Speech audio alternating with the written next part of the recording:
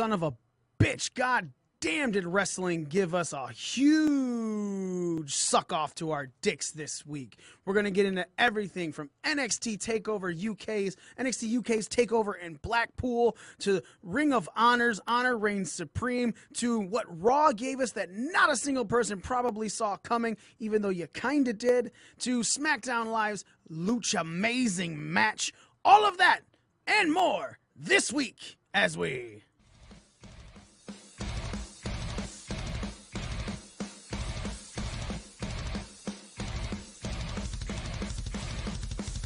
Are you ready?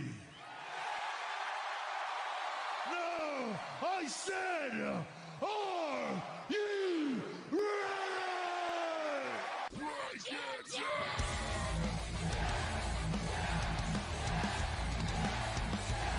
Woo!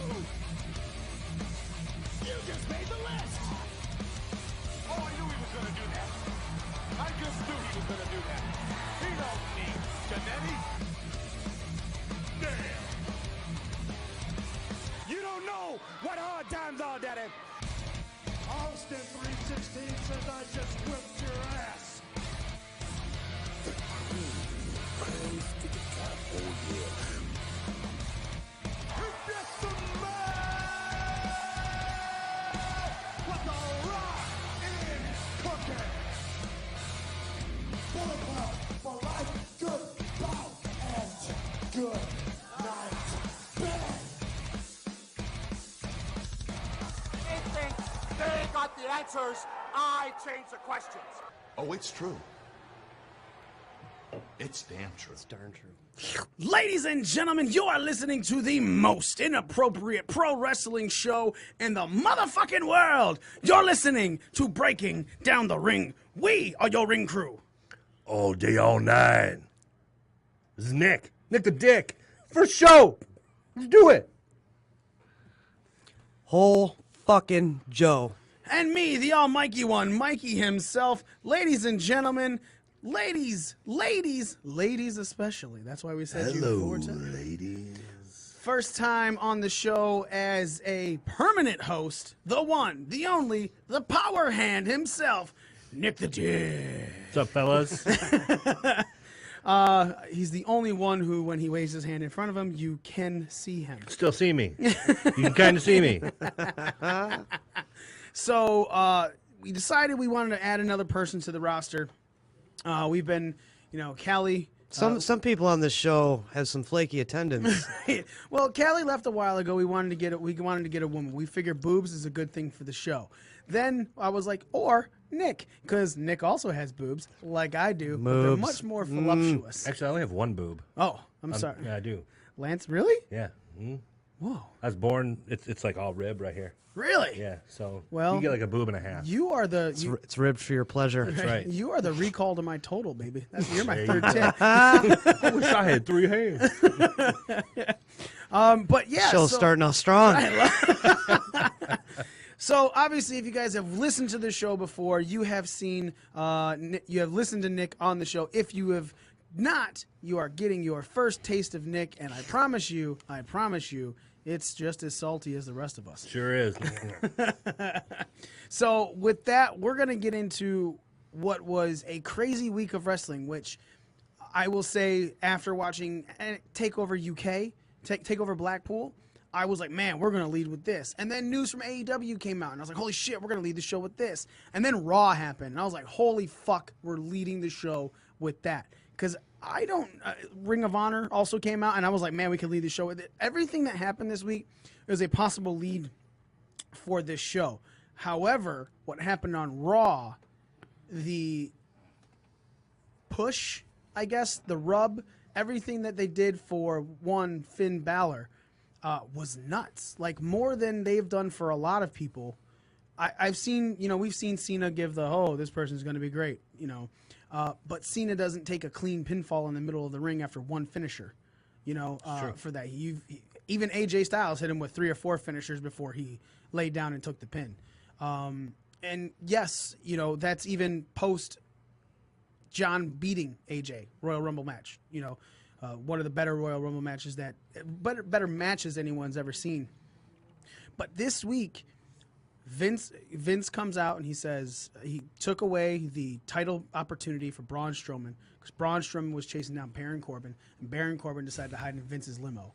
So Braun, being the tickle butt artist he is, ripped a fucking door off the limo. How'd you feel about that? Oh, man, these are the changes I was looking forward to that they were talking about, man. This is new WWE, you know? Ripping doors off limos, tipping over limos. Brand new WWE. Never seen shit like that before. Never. So these are the changes they're going to be making going forward. Woo! So Vince then fines Braun $100,000. Braun lips off. Kind of a little mouthy there. Yeah, and then Vince goes, all right, well, you're out of the title shot. You lost your title shot at Royal Rumble because of the way you acted. And then Braun goes ahead and flips over the limo. Well, the first hour of Raw proceeded to... He's so strong. Right? First hour of Raw proceeded to happen then after that with, things we're going to get into. Ronda Rousey, Sasha Banks facing Nia and Tamina. Revival beating the Lucha House Party again. All day, all night. And then And then McMahon comes out to the ring, and he states that he's going to tell everyone what's going to happen for Royal Rumble. Well, John Cena right off the bat cuts him off. He says, "You told me." He cuts a straight shoot promo. It's like everyone left. This person, the current Universal Champion, everyone left. I said, if you give me a chance, I won't make you, I won't disappoint you. Then out comes Drew McIntyre saying, nope, you're your time is up, my time is now. Like, he's using Cena's own music on him. Well, then Baron Corbin comes out and he goes, well, it's really me. I've been screwed, blah, blah, blah. And then, of course, Finn Balor comes out and he goes, everyone is not even thinking about me. I'm getting tired of being left in these, out of this conversation. It needs to happen. you forgot the part about John Cena's ruthless aggression. Yeah, he's ruthless. Oh, again, it's like he was talking to Kurt McMangle.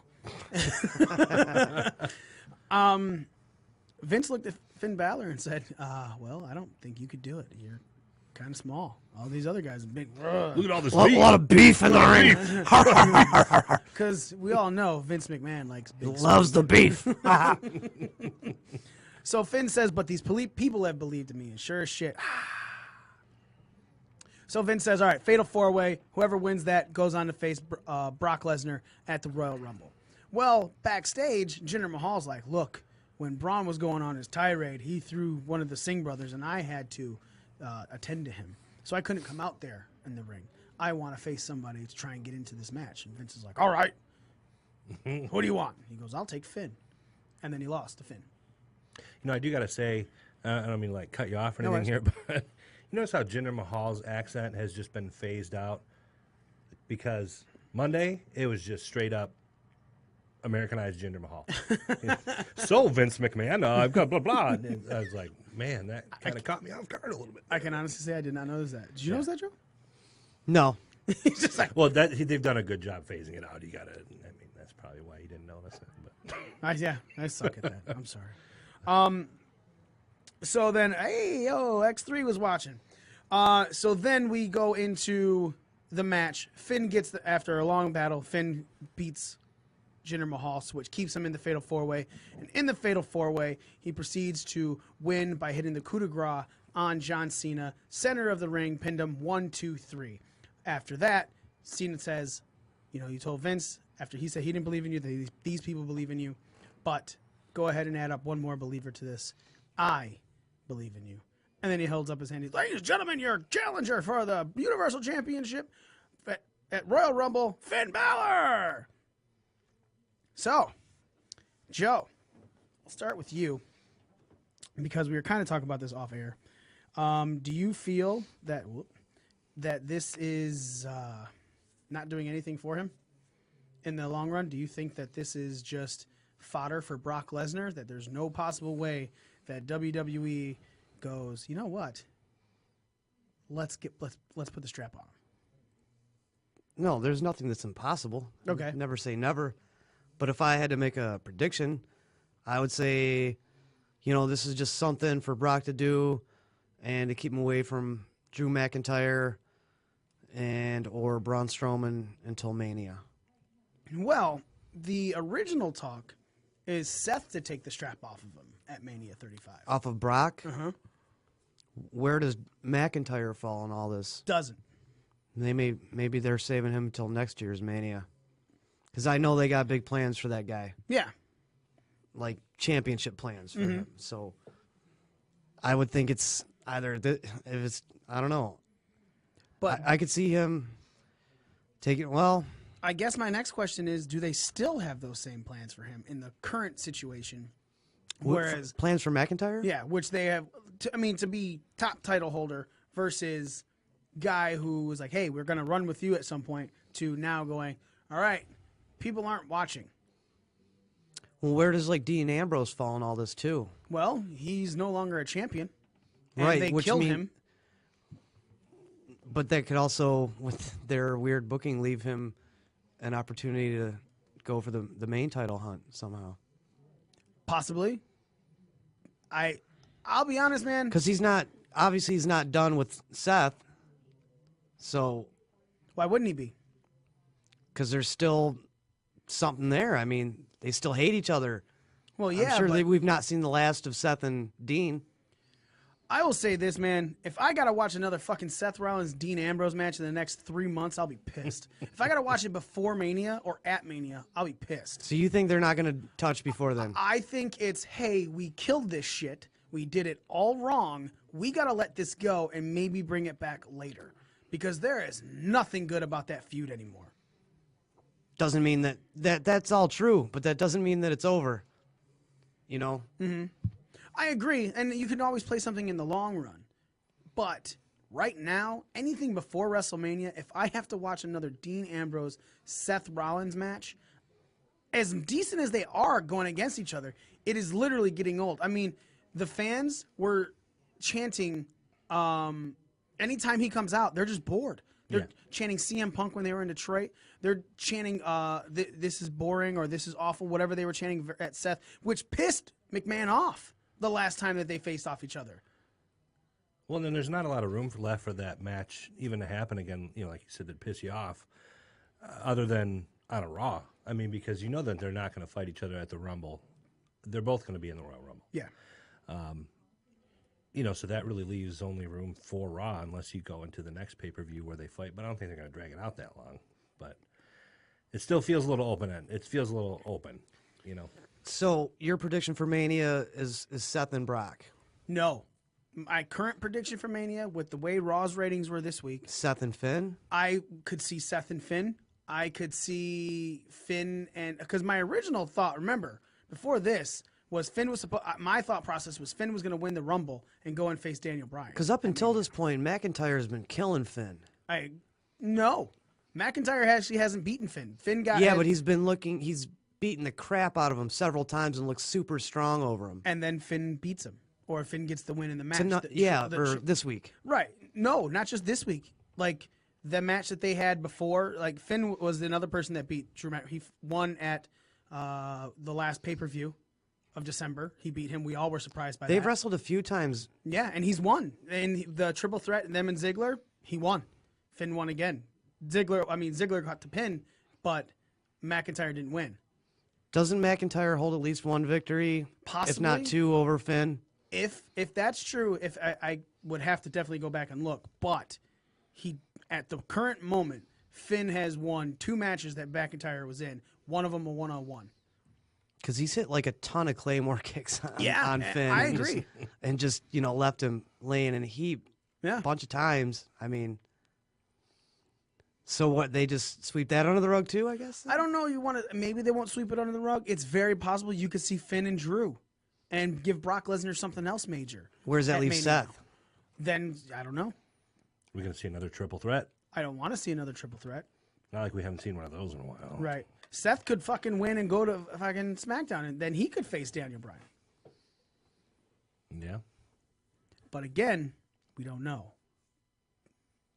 Nick, how are you feeling about the Finn Balor? What were your thoughts after Raw with Finn Balor's push, with everything they did for Finn? I was very surprised. I think on one hand, it's about time for him to get some form of a rematch or retribution for losing that title the way he did with his injury, whatever. But it's also kind of forced, I guess, because of the fact that, we talked about before the show went on, Braun Strowman and what happened with him and why did he get pulled from it? Is he still not cleared? Or, there's so many different scenarios to look at. So I'm happy, but I'm also kind of like, because I would like to see Finn as the title holder. But for him to go into the Rumble and then I really can't see them putting the strap on him. Right. Like, as surprised as you guys... So then it's like, now when's he going to get another shot? As surprised as you guys are, like, seeing Finn be this successful on this week's Raw, I would be, like, double, triple that surprised to see him take the title off Brock at Rumble, It'd be amazing. I mean, that would literally be like a shock. I mean... I agree. I 100% agree. My thought process is, and someone made a comment on our Periscope at Chris_Alex86. They're giving Finn the Rocket because they don't want him to leave to go to AEW. He should win it. Now, I don't even know when his contract is up. I know the only one who's currently that I know is up is AJ. I want to say April or July. I think it's after WrestleMania. So, that being said, Finn's there no matter what. Finn showed up in TakeOver Blackpool, got a win over Jordan Devlin.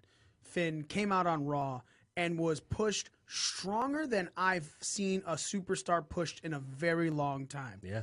Got his ass beaten one match, got his ass beaten a second match, won both of those matches decisively, clean victory each time. Cena holds his hand up. Cena doesn't just lay down in the middle of the ring for anybody. Cena was laying in the middle of that ring. It took him one coup de grace, as far as I can remember, and then he got the pin on Cena.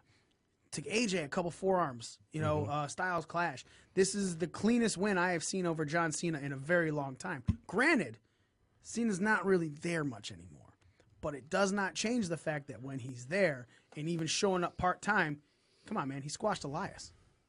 If he didn't want to do that, I'm pretty sure he wouldn't even have shown up on Raw. Well, that would make for a good story too at Mania, Finn and Seth.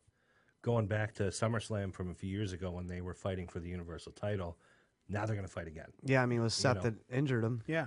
So that would be pretty sweet. There was that little tiff that they had earlier in last year when Finn and Seth were going at it, and they were trying to make that. And they had amazing matches every time. But it was like 4 or 5 matches within a 3-month period. 4 or 5 big matches in a 3-month period, including one major classic on Raw that they had where Seth got the win with the Falcon Arrow. But it was really funny how the commentators were like, oh, finally, he's getting his chance at the Universal title. It's like, no, he faced Roman for it. Roman actually, when he won it, the first person he let face for him for it was Finn. It was that Raw, And I've always been the Finn Balor mark on this show. I've always said, man, they should do this. They should do this. I really think they're going to do this.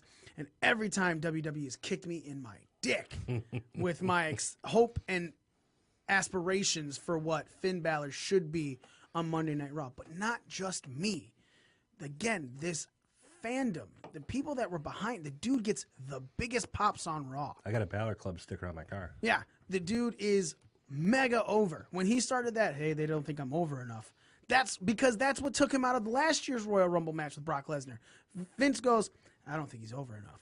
So Finn started making the over thing, and that got over. Finn got over.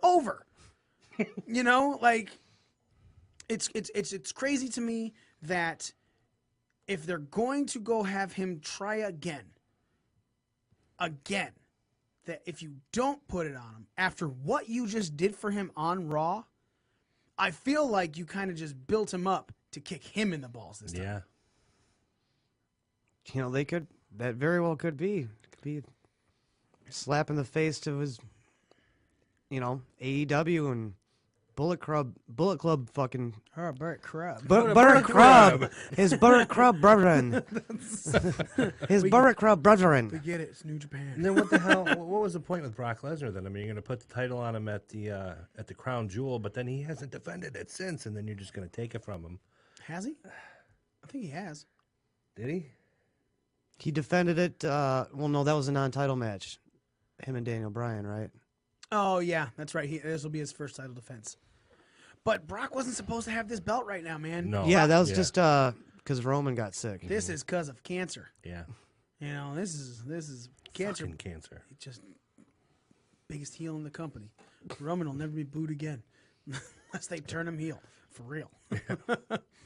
I don't know, man. I would love to finally see it happen. I would love to see Finn get a major Mania moment and hold this belt for a little bit of time, because he's been on the ultimate chase since dropping it. WWE have kicked him in the balls over and over and over again and hurt us fans. Eventually, you're gonna make us not give a shit. Look at the Revival. Look at just about anyone else that we have all like, man, there's something good should happen to this person, and then it doesn't. You know? I don't know what to expect from their. I want to know their now. creative anymore. Right. I agree with you, man. I 100% agree with you. It's, we were talking about it, 2 weeks ago, that how dead that tag match was for the Revival and Bobby Roode and Chad Gable, and how no one was bought into it, even in Orlando. NXT's home. And everyone was just like, yeah, we know what's going to happen here. WWE isn't going to do shit for us. And then WWE didn't do shit. And now the Revival are taking on Lucha House Party again and again. And while they're winning this time. Yeah, I thought they almost apologized for that. For booking fucking Revival against Lucha House Party over and over again. And then so they have a couple of good weeks and then they book them against Lucha House Party again. Right. I was like, that was a little head scratcher. I don't understand that, but it is fucking dumb. Nothing against Lucha House Party, but I mean, I don't see those guys being major threats to any title contention. It's just a novelty. But yeah, it's not like these matches even have any significance no into meaning. The tag title. Yeah, there's match. no what do you get if you win? Ooh, a victory. Right. But that's it. Who fucking cares about that? There's no implications from these matches. Yeah, not at all. And that's the problem. So then there was a tweet sent out, moving on with the Revival. A tweet sent out not by the Revival, but by Sean Ross Sapp from Fightful.com that just said a gif of the Revival going, top guys, out. That ballooned into the Revival asking for their WWE release. And it comes out that this is the clear up from Fightful.com. Fightful.com learned today that several within WWE were fearful that Scott Dawson and Dash Wilder were finishing up with the company. I'm careful to make sure not to say they outright asked for the releases, as I wasn't told explicitly that's what happened.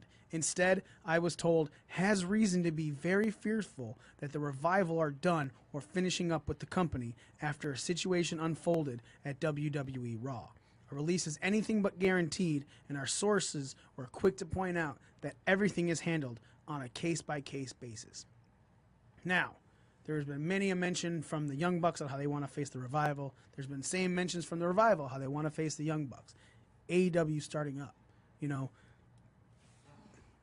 I guess my question is, because just as how pissed I was at the way they used them against Bobby Roode and Chad Gable the second time, I was annoyed by the first time. I was more annoyed by the Lucha House Party matches again, even though they won. Nick, are you thinking it might be a smart idea for the Revival to leave, or do you think WWE could win them back by giving them the tag titles at, let's say, Royal Rumble? Well, I definitely think they could win them back if they give them the titles, if they do have that much animosity. But, I mean, if you're the Revival, do you really want to pass up an opportunity like AEW? I mean, we don't know what it's going to be yet. We don't know if it's going to bomb. We don't know if it's going to be huge. I'd like to hope that it's huge. And like you said, they've got all these thoughts about fighting the Young Bucks and this, that, and the other. Is a quick run with the titles worth their long-term goals? So if you're the Revival, I don't know, man. It's a tough spot because it's not like they've been buried for a week. they've been on Raw for quite some time, and they had a little bit of a push there when they were, fighting with the B team and going after the titles. There was when there was like a tournament or something they had a little while back, and then nothing ever happened to them. And then you didn't see them for a while. They had the issue with a hurricane in their home state. I think one of them lost their home or something like that. Mm-hmm. So you didn't see them for a little while, but like I told you earlier in our group text, I didn't really care for them at first. Those dudes can wrestle. They hit hard. They sell moves hard. They're a good tag team, and I think that is a good team to represent the tag titles. But man, if you're them, it'd be hard not to want to go. Joe, what are your thoughts? There's still no evidence that WWE, either Raw or SmackDown, are going to put any real importance on the tag division as they haven't in years. So, understandably, I could see why the Revival is frustrated. As far as AEW possibly flopping or not, I mean, they got a 5-year contract, so someone's going to make some money over there for the next 5 years. It may not be the Bucks or the Khan family, but the wrestlers working there are going to get paid. Mm-hmm. So they could make a viable, and financially, fiscally responsible move over there, and it makes some waves, especially with all the being the elite, fuck the Revival stuff and all that stuff. People would love to see that match. Now, obviously, we have no clue what the Revival's contracts are. Do you think, even if WWE tries to go ahead and give them a run with the titles and say, hey, we're sorry, we understand that you're this frustrated, we're trying to work into this, but we're going to give you the titles and we're going to give you a good run with them, what would your thought process be on that? Do you think they could win them back with those?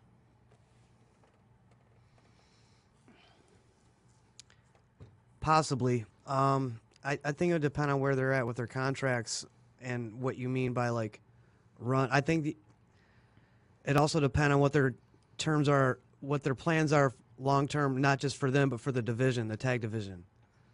I think they'd have to show some serious moves on their end that they've got a commitment to the tag division.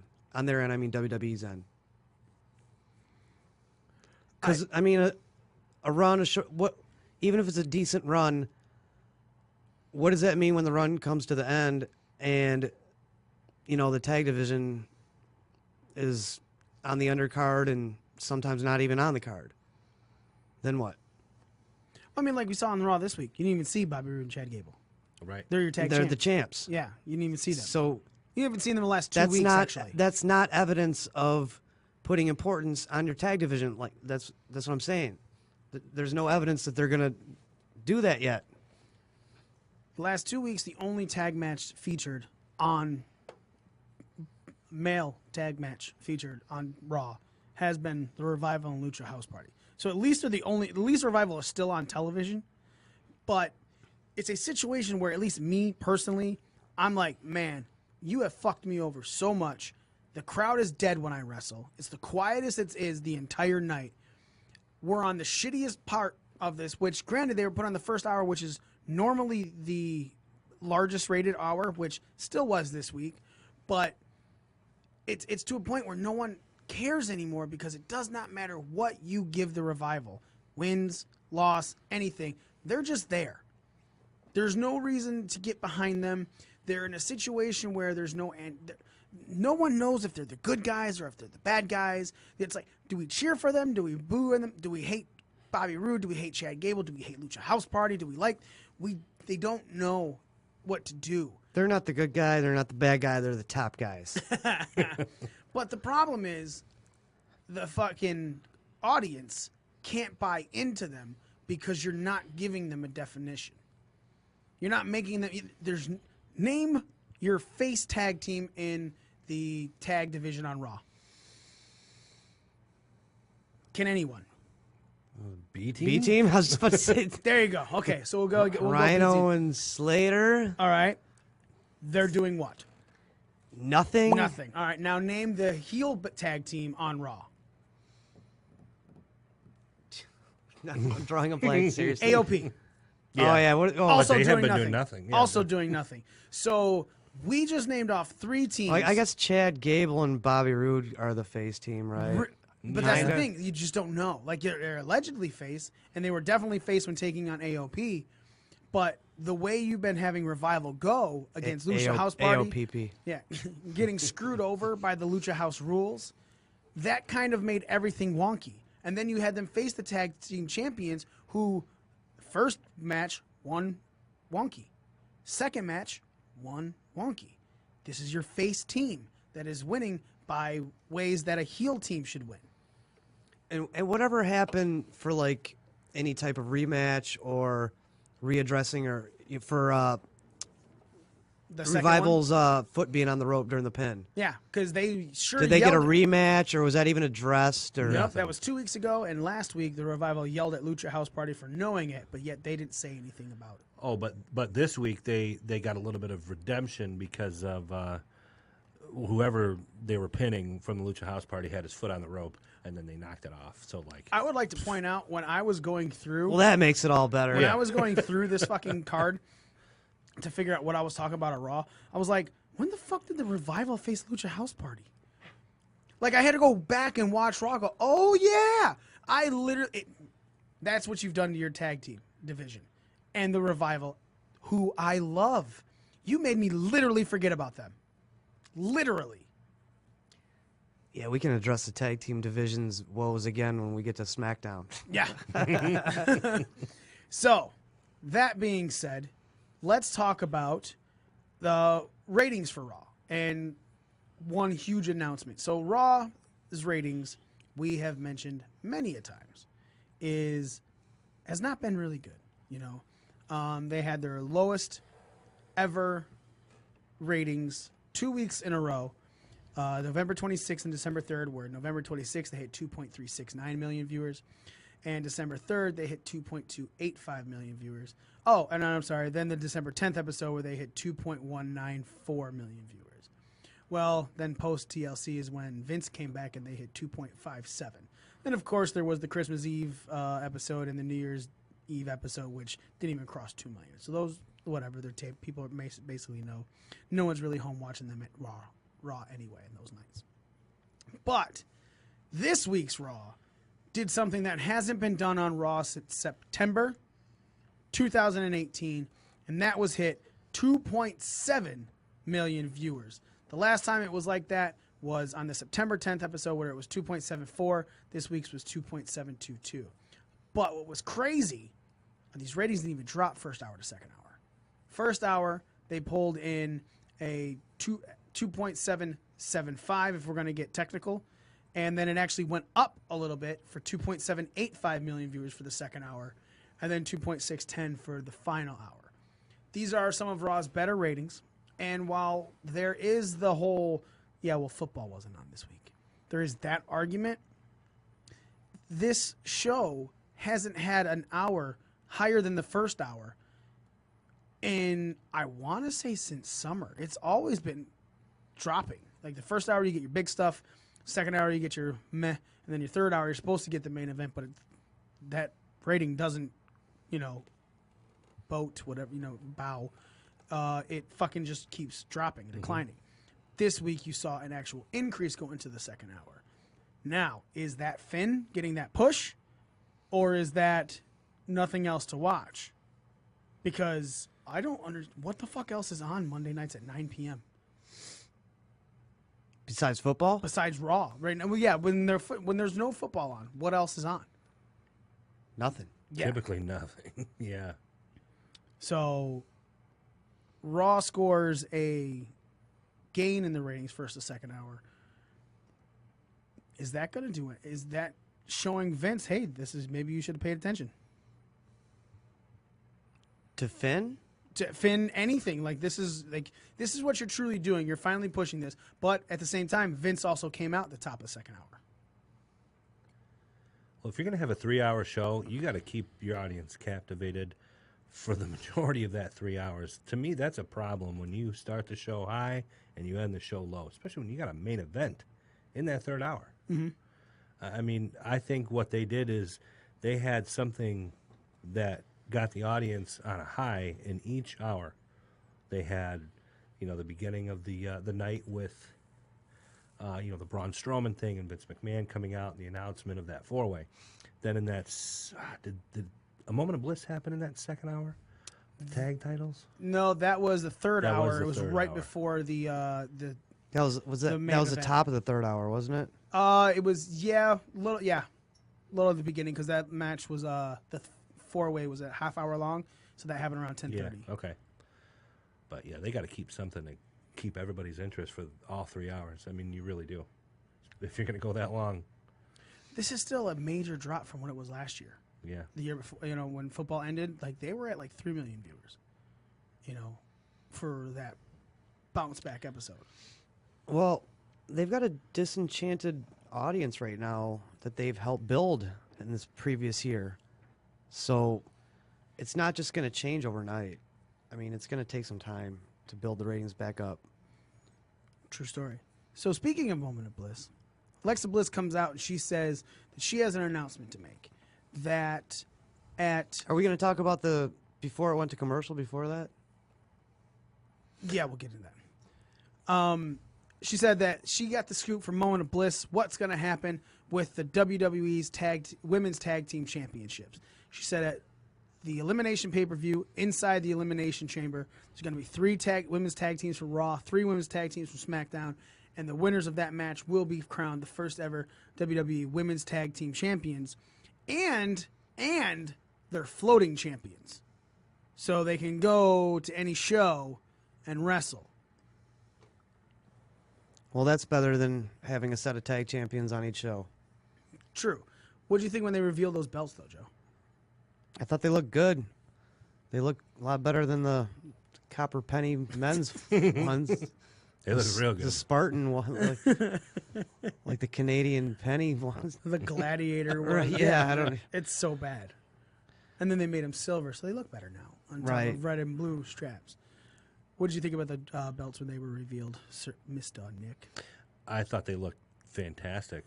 That's not what I would have pictured them to look like at all, based on the fact that the men's titles look like shit. So, yeah, I thought they looked great. I thought that idea about the Elimination Chamber, that's spot on. Because you know what? I'm sick and tired of fucking tournaments right now. Yeah. So. Yeah, I thought that was a good play for that as well. Joe, what did you think about them putting him in the Elimination Chamber? Yeah, I like that idea. I'm mostly psyched about it being a floating championship. Yeah. Going from both shows. Why is that? Because it's just too much, too many belts to have another set of two sets of tag titles, one for each show. They already have it with the men's. They just don't need that with the women's. It's too much. Do you think that... I'd even like to see more of that with the men's, honestly. Yeah? More floating titles, yeah. Maybe not just tag titles. Do you think that it's possible they can make the tag titles float if it does well for the women? Sure. Yeah, why not? Yep. Okay. Now, when I saw these, I thought they were the best looking belts on the main rosters. Period. Any of the belts. There isn't a single fucking belt, not even the WWE Championship, that I look at going, wow, that is a beautiful belt. Like when I first saw with the new logo, even when The Rock debuted the one with the scratch logo that said champion on it, and they were looking at it going, all right, it's kind of weird, but whatever. And then they came out with, well, here's the updated logo, and we're going to put this on the black belt. This it pops for me. Like you look at it and you go, man, that's a fucking beautiful belt. Similar to the NXT major title, It's a beautiful belt. Just overall, it looks good. It's something you'd be proud to sport. Unlike when Cesaro and Sheamus came out on SmackDown rocking the SmackDown titles, like, oh, close your zippers up. Like, zip those jackets. Those fucking titles are just horrible looking now compared to this new one. They wouldn't be as bad if they had some color to them. Adding some silver fucking plate. With nothing but the blue or the red background. Yeah. Throw some different colored helmets, with the Spartan helmets or something. I was honestly expecting a white title with pink fucking Spartans on it. for the women's. I really was. Shaped like a butterfly, maybe. Oh no. Don't want to see that again. Joe, you made mention of it right before this. Lexa Bliss's coffee boy walked in on her, and all she had on was a shirt covering up her breasticles. Oh my. One of the highest rated things on YouTube right now from WWE. The only other thing that is rated as high this week is Naomi and Mandy Rose from SmackDown, where they did the exact. She fucking throws her dress off in a fucking hotel, her robe off in a hotel room. Are we going back to the Attitude Era there, Joe? God, I don't know what's going on here. Like, just having this women's movement, women's tag titles, but right before we make this announcement, we're just gonna have a gratuitous topless scene for no fucking reason whatsoever, None at all. and then not even mention it afterwards. Just throw it in there and then move on. What do you think, Nick? I must have watched Corey and Michael Cole's reaction on that loop of that gift like 10 times. They're just like, yep. That was that. Renee too is just—they're all just standing there like. Renee's like being all super professional, and Yes. Corey's sitting there like, I'm about to come. Like, I don't think I can hold this anymore. I need to come right now. I was waiting for something to happen. Like, okay, yep, he's walking in on her. There's her back. That's a nice back he got there. And nothing happened. Could you leave? That's it? Yeah. Yeah. It was pointless. Then- Totally useless. Mandy Rose dropping her robe. What'd you think of that one, Nick? Mandy. Yes, that's how her song starts. Heavy breathing. Again, it was a little cheesy. When you give Mandy the opportunity to act a little too much, I lose interest real quick. I mean, she looks good and all, but I mean, she just, I don't know. I knew what was going to happen. I knew that here comes Naomi. They're going to fight. I did not expect to see Naomi. Well, I mean, Jimmy was super screwed, like when Yeah. the photographers came in and took the pictures. I mean, because like everyone watching on TV was going to keep the secret, Right, The yeah. photographer was going to break the news. Like, dude, that shit is, I don't know. It's just, it's so funny. I don't know. I agree. I was in the middle of writing a tweet that said, "Really hope Naomi doesn't Like, have a television." I wonder when like the photographer releases those pictures, if it's gonna have the cameraman. You know what I'm saying? Like, Yeah, because I was in the middle of, I was tweeting out, I was like, I sure hope Naomi doesn't have a television set her own. Right, Like, oh, well, she won't believe anything that Jimmy says. who writes this shit, man? I mean, seriously. Jimmy go, baby, we got to go buy a Dude, television set they and have get like Hulu." college-educated 6-figure writers on staff for this shit. Like, Yeah, they All right. do. so These guys are amazing. I know it, aren't they? Also on Raw, we saw the Intercontinental Championship change hands in a triple threat match. Seth Rollins, Dean Ambrose, and Bobby Lashley, and the almighty, Lashley. He is your new Intercontinental Champion. Do the pose for him. Do the pose. Show him your ass. Show him your ass. Nick, when Lashley took this belt, what were you thinking? I was a little surprised. I thought Dean would have a little bit longer of a run going back to the Seth Rollins, whole feud. I thought maybe they would, eventually fight again for the title. But I think Lashley will make an okay champion. I like the fact that he's a heel. I really do, because man, as face, nobody give a fuck about Bobby Lashley, and I mean, they still don't, but in a good way. Right. So What do you think, Joe? I liked it. I thought it was a good match. Needed to happen? That they took the title off Dean, or And gave it to Lashley. did it need to happen? No, I don't think so. Do you think it would have been better on Dean? Not that it would have been better. It's just, it's kind of what you said. What do they do with them now? It's like you said. They kind of buried him. Like, now what? What do they do? Yeah.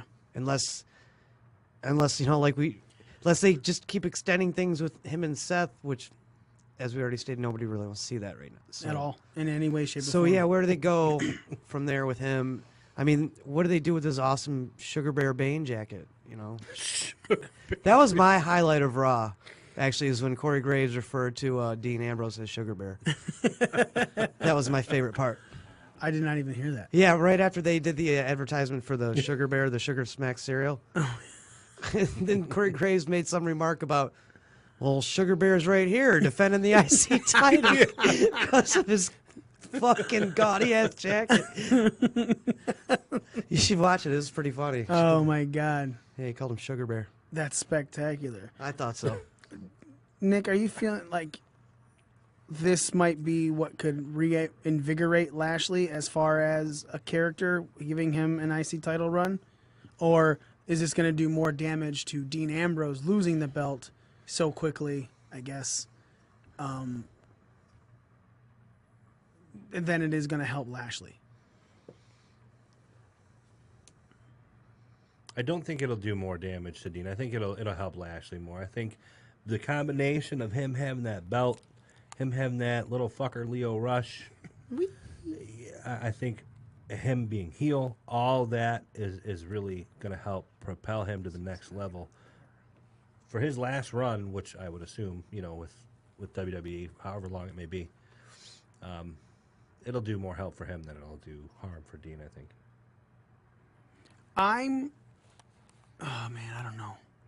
I'll be very honest. I may disagree with that. Yeah? Yeah. You think it'll hurt Dean more? Why? Because it's like we just talked about. They kind of buried. He's got no direction now. Creator's like, we got nothing for you. I just don't know. I just don't know what they do with him from here. Do you think they could be getting ready to switch him over to SmackDown? Wouldn't he have to like win the Rumble or something for that, or they'd have to do another shakeup or draft, or what did they call it last time? Superstar shakeup. It was a shakeup. Okay. I wish it was a draft. I really wish they would invoke trades. Yeah. It would make it seem more like sports based and a sports presentation, more plausible, I really wish Dean Ambrose would have just said, I don't want this belt after he beat Seth for it.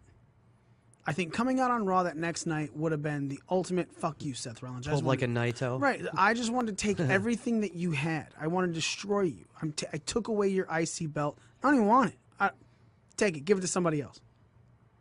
Like that would have been the way to really get him over, to make him even seem more like a fucking dick. Been like a heat-seeking missile. 100%. Now he just lost. He took the pin, so there's no reason for him to go after Lashley for this belt. Plus, you got rid of automatic rematches. So, again, he doesn't even get one of those. So it kind of sounds like you kind of agree with me that it kind of hurts Dean more than... Yes, and that's my thought process in this is, look, I'm all right with giving Lashley the IC belt. He needs something I got no on problem him. with that either way. But, it's just, what do you do with Dean? No. Right. He lost the belt. He lost. Was it a clean loss, too? Did Lashley just hit the spear and then pin him? Well, Leo Rush was interfering, but, it's no disqualification in that match. So Right. That spear was brutal. Yeah, I mean he's always had a nice looking spear because he rolls through with it. I don't know, man. I'm in the. I agree. I fucking agree. Just it's. I feel like what they have done with Dean Ambrose, with even Seth Rollins, because dude, Seth is constantly still going over that as well. Like, where is any fuck to give about these guys right now? We talked about that for a second earlier. Like, well, did they plug Dean into the Universal title picture now? And it's like, well, they could, but do you really see that happening? Yeah, no. No. So, now what? Now he's just going to float around on Raw? I guess, or maybe win the Rumble and go to SmackDown. I don't want to see Dean Ambrose versus Daniel Bryan. No.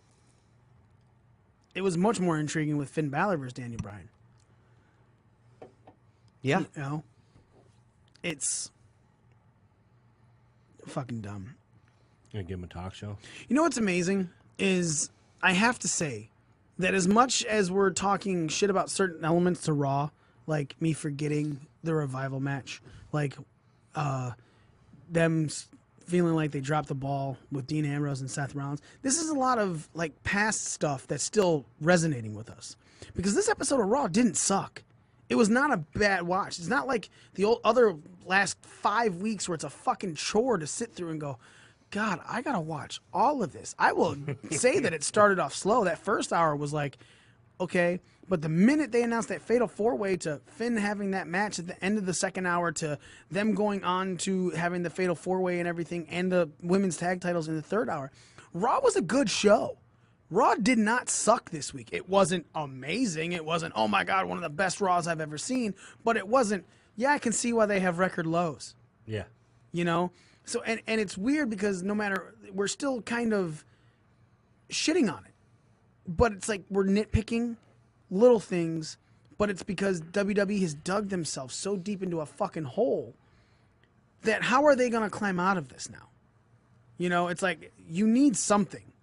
You need I something was just big. pointing out some things that, you know, they're still going kind of backwards on as opposed to the changes they said they were making. Well, but that's what I'm saying. Like, I fully agree with that. Like the gratuitous topless thing, like the tipping over the limo and stuff like that's typical old school tickle butt WWE. Like, Right. that's not a change. Not at all. And going back to showing a partially topless scene, like you said, Joe, like you made the mention, there's this WWE women's revolution going on. And fucking Alexa Bliss is topless, and Mandy Rose is taking off her robe and getting half naked in a hotel room. And let's talk about that just for a second here. The woman that's making this groundbreaking, revolutionary, evolutionary announcement about the new women's tag titles is the same woman that appears in the segment before that topless. Yep. What the fuck does that say about your fucking product, your women's evolution, division? yeah. What the fuck is that? Like, I just don't understand it. It's not like I'm mad about it, like, but it's just I don't get it. Like, that's completely contradictive. It's so just dumbfounding to me. I don't get it at all. Well, and I'd like to see Alexa Bliss naked as much as the next Who guy, the but I mean, fuck Jesus wouldn't? Christ, But still, it's unnecessary. it's not the narrative that they've been trying to go for here for the past 3 years. Right. You don't need it. Our women aren't just sex symbols, sex objects. They are athletes. They're in the ring. They're women that, you know, can stand toe to toe with any man that you put them in the ring with or next to, you know. And then again, you're right. But yet the women that's making the announcement about another step forward for this division and this movement and a new set of titles, we're gonna show our topless in the segment right before that. Now, are you saying that? Do you feel that was a step backwards? I don't know. I just feel like it was like, why? Why? That just makes no sense. Like when he was knocking on that door, I was like, all right, she's gonna come to the door, and then she didn't, and then he was walking. I was like, no, they're not. They're not doing that. Hey, all right, but no, why? Yeah. You know, like, yep. I understand that was also third hour. You know, like, most kids are in bed now. It's after 10 o'clock. It's but it does like not, the word that I used earlier, gratuitous. Yeah. It's like an 80s movie with a gratuitous titty shot. Yeah, You know, like, for like no reason. We're just throwing it in there. Extra head bonus. right, yeah, like the third tit in Total Recall. Right. Why is that there? It's cool, I don't know. but I don't get I'm it. glad it is, though. Right. And that's us as men, but there's a lot of women that were pissed off about this. Like, social media was like, oh, great. Even, you know, Jess from Pro Wrestling Scorecard says, you know, sad that WWE had to resort to those shenanigans just to get views. You know, and that's right. There's a reason that's the most watched YouTube segment. And then Mandy Rose So is up is there that too. their way? Because like I've said, is the segment directly before, you know, a moment of bliss before the announcement. Is that their way to fucking draw viewers into this? You know, tune in after the break. You know, like She's half naked. right here, she's topless now. Wait to see what happens after the break. Like I mean, is that what they're going for there? I really hope not. Because it's dumb. It's fucking stupid. It's not going to do anything for anyone. It's going to set the thing that you're trying to make better back. Then again, I don't know, man. It's literally such a 50-50 talk because, okay, let's talk where obviously we all know that the women's revolution truly started in TNA. Gail Kim, all of them girls, the way they were wrestling, they were going at it, putting on phenomenal matches. But they still have things like they still had like, The beautiful people. yeah, and women that were still set up as sex symbols that were still putting on like There is a woman over there now. Velvet Sky Smoke Show. In Impact. I think her name's, and it touches on this. I think her name's Scarlett Bordeaux, and that's kind of like her gimmick. Like, she is still sexy. She's still kind of like that Attitude Era type, but it's her choice. She's like, why does sexy have to be out of women's wrestling? Like, Yeah, Smoke Show. She's yeah. like she's bringing the sexy back. You know what I mean? And that's kind of like her gimmick. Like, over there. And I haven't been able to watch a lot of Impact, but I understand that it's working pretty well for her over there. Well, they don't need these obvious scenes where Mandy Rose is half naked and Alexa Bliss is changing. You don't need that obvious stuff because there's enough sex appeal as it is. Mm-hmm. There really is. I mean, and then you've gained all these newer viewers. Not to say that women weren't watching wrestling before, but there's definitely more women now watching wrestling, partly because of the women's revolution and that product. And then you throw that on there, and I don't know if it's necessarily taking a step back, but it ain't pushing you forward. Right. Yeah, I agree. Yeah, I don't know if it's like a step back, but it's fucking dumbfounding. Like what? Why? Right, especially when you're trying to go away from that. And then, like you said, it's more of that it's a gratuitous thing. It'd be different if this was one person trying to, no, I want this. This is how I want to be. I want to show myself like this. Like, even Mandy Rose does that. You know what I'm saying? Like, when she comes out in the fucking, her entrance is just her with the blur, and she's just, I'm Mandy.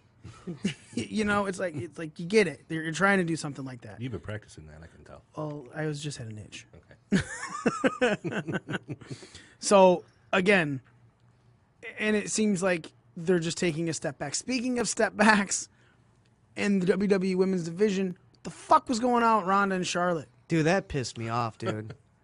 Yeah? Talk about it. The match was, we don't even need to talk about the match. No, I don't even give a shit about the match. Let's talk about after the match. The fucking post-match interview, oh no, stop running. Yeah. Ronda Rousey, like, kowtowing to, or like, pandering or whatever you want to call that, to Sasha Banks. I didn't mean to say that. Basically make Ronda look bitch-made. Like, Ronda would fucking destroy Sasha Banks. There is no way, if this was any type of real-life situation, that Ronda Rousey would be fucking worried about offending Sasha Banks. That's the fucking shittiest angle. Like, what the fuck was that? Yeah. I mean, seriously, what the fuck was that? She's your fucking champion. She's a UFC fighter. She's the baddest bitch on the planet. And you got her, like, fucking trying to, like, suck up and apologize and make things right with Sasha fucking Banks? Fuck that. She backpedaled on three different statements she made. Oh, I'm sorry, Sasha, I'm sorry. Like, what? I didn't mean it like that. Who fucking cares? Fuck you, Sasha. Yeah. I'll beat your ass. I did mean it like that. Yeah. Smack. That's the Ronda I want to see. I want to see this fucking... I'm all right with the first, like, you know what I'm saying? The way the promo started, they're back and forth, it was okay. I could, because it was She built last chased week. her down the aisle like that's what I'm like talking a about. So child would chase their bully, or like it starts don't off. pick on me. It starts off with Ronda cutting her promo, and Sasha going, "What do you mean I don't matter?" And then Ronda like, "You know what? You're right. I'm sorry. That's not what I meant to say." Because the whole thing was built out of respect last week, right? And obviously there's like a friendship there, but it seems like then because when you have her run up the ramp, don't walk away from me. Like, sound like she's angry, and then she chases her, and then she's like, that's not what I meant. I love you, and we should be together. Like, that's what it seemed like. That's what it fucking seemed like. It seemed like someone who had fucked up in saying something, and her girlfriend was about to leave her, and she's like, don't leave me. I love you. Don't go to bed angry. Yeah, let's talk about this. Let's just be friends. Let's do what we're supposed to do and just have happy time. And so we have a fight in a couple weeks. It blows my fucking mind that this is, you're billing her still as the baddest woman on the planet. So the baddest fucking woman on the planet is gonna walk up a goddamn ramp and go, "Hey, I'm sorry Forgive me. That's exactly what I'm saying, man. It's ma'am.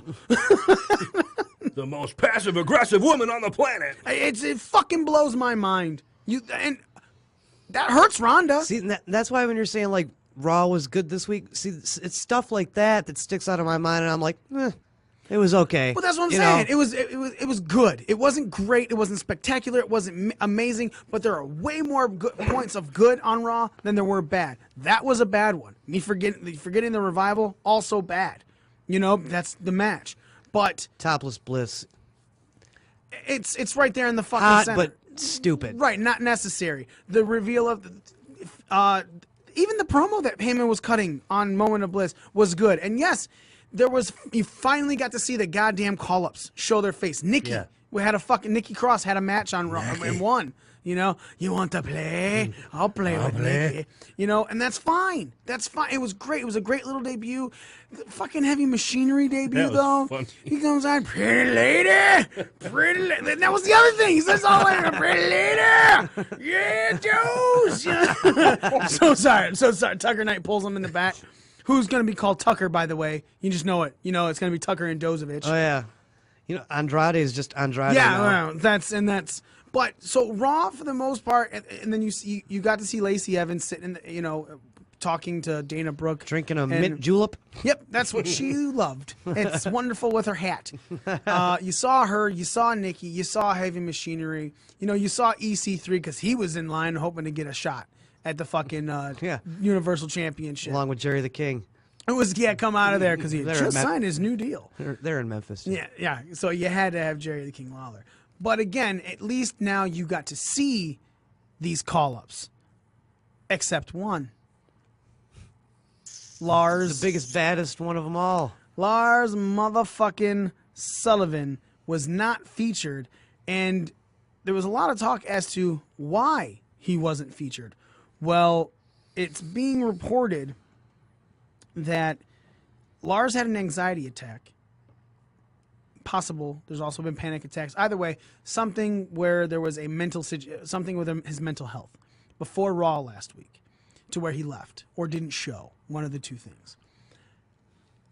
Everyone was upset, but then they found out why. And of course, with any type of mental illness, WWE's like, "Look, dude, we get it. You know, just come on. We'll have a conversation. We'll talk about it." And apparently, he didn't show for SmackDown. He didn't show for Weekend Live event stuff. He just didn't show, and apparently hasn't been in contact with the company, but is still signed. Nick, what is your take on this? Do you think WWE should put him back in NXT where he was still doing well, or should they try to keep him going on the main roster? I would try and keep him on the main roster. From what I read, they handled that situation pretty well. Whatever may have happened, panic attack, anxiety attack, whatever you want to call it, whatever it was. You know, something that's out of his control, if it's a problem in the future, that could be a big fucking problem, though. You know, if he's got a major card match, because I've seen things where they're talking about him and Cena at WrestleMania, and is that still on the table? And if that happens again at Mania, then what? Yeah, you can't just not show Mania. Yeah, then what?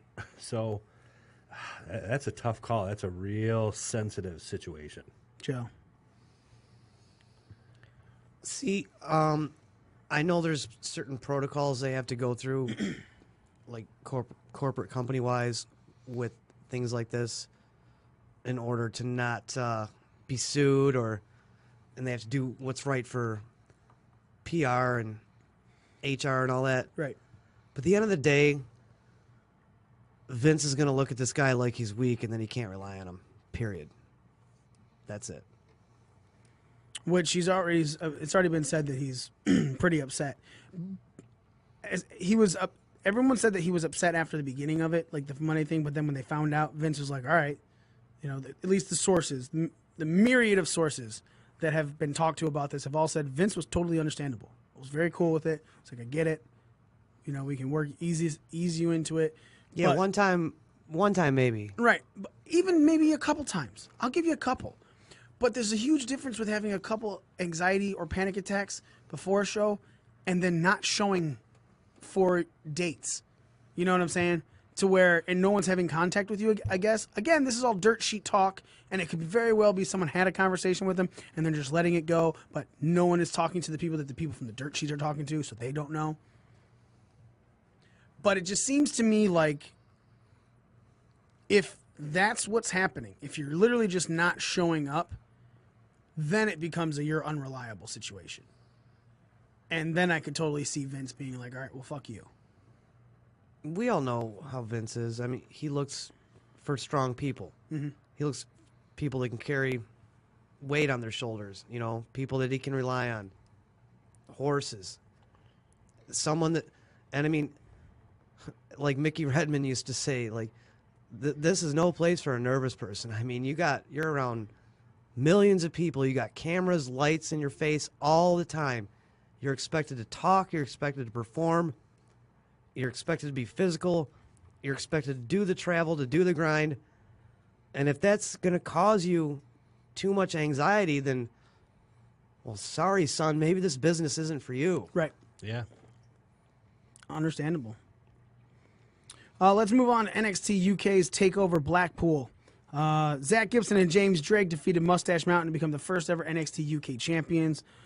Balor defeated Jordan Devlin after Jordan Devlin took out the knee of his opponent. Travis Banks, I Travis think. Banks, yes. After that, then, Dave Mastiff defeated Eddie Dennis in a no DQ match. Toni Storm became the new NXT UK Women's champion by defeating Rhea Ripley. And the United Kingdom Championship was retained by Pete Dunne himself after he beat Joe Coffey.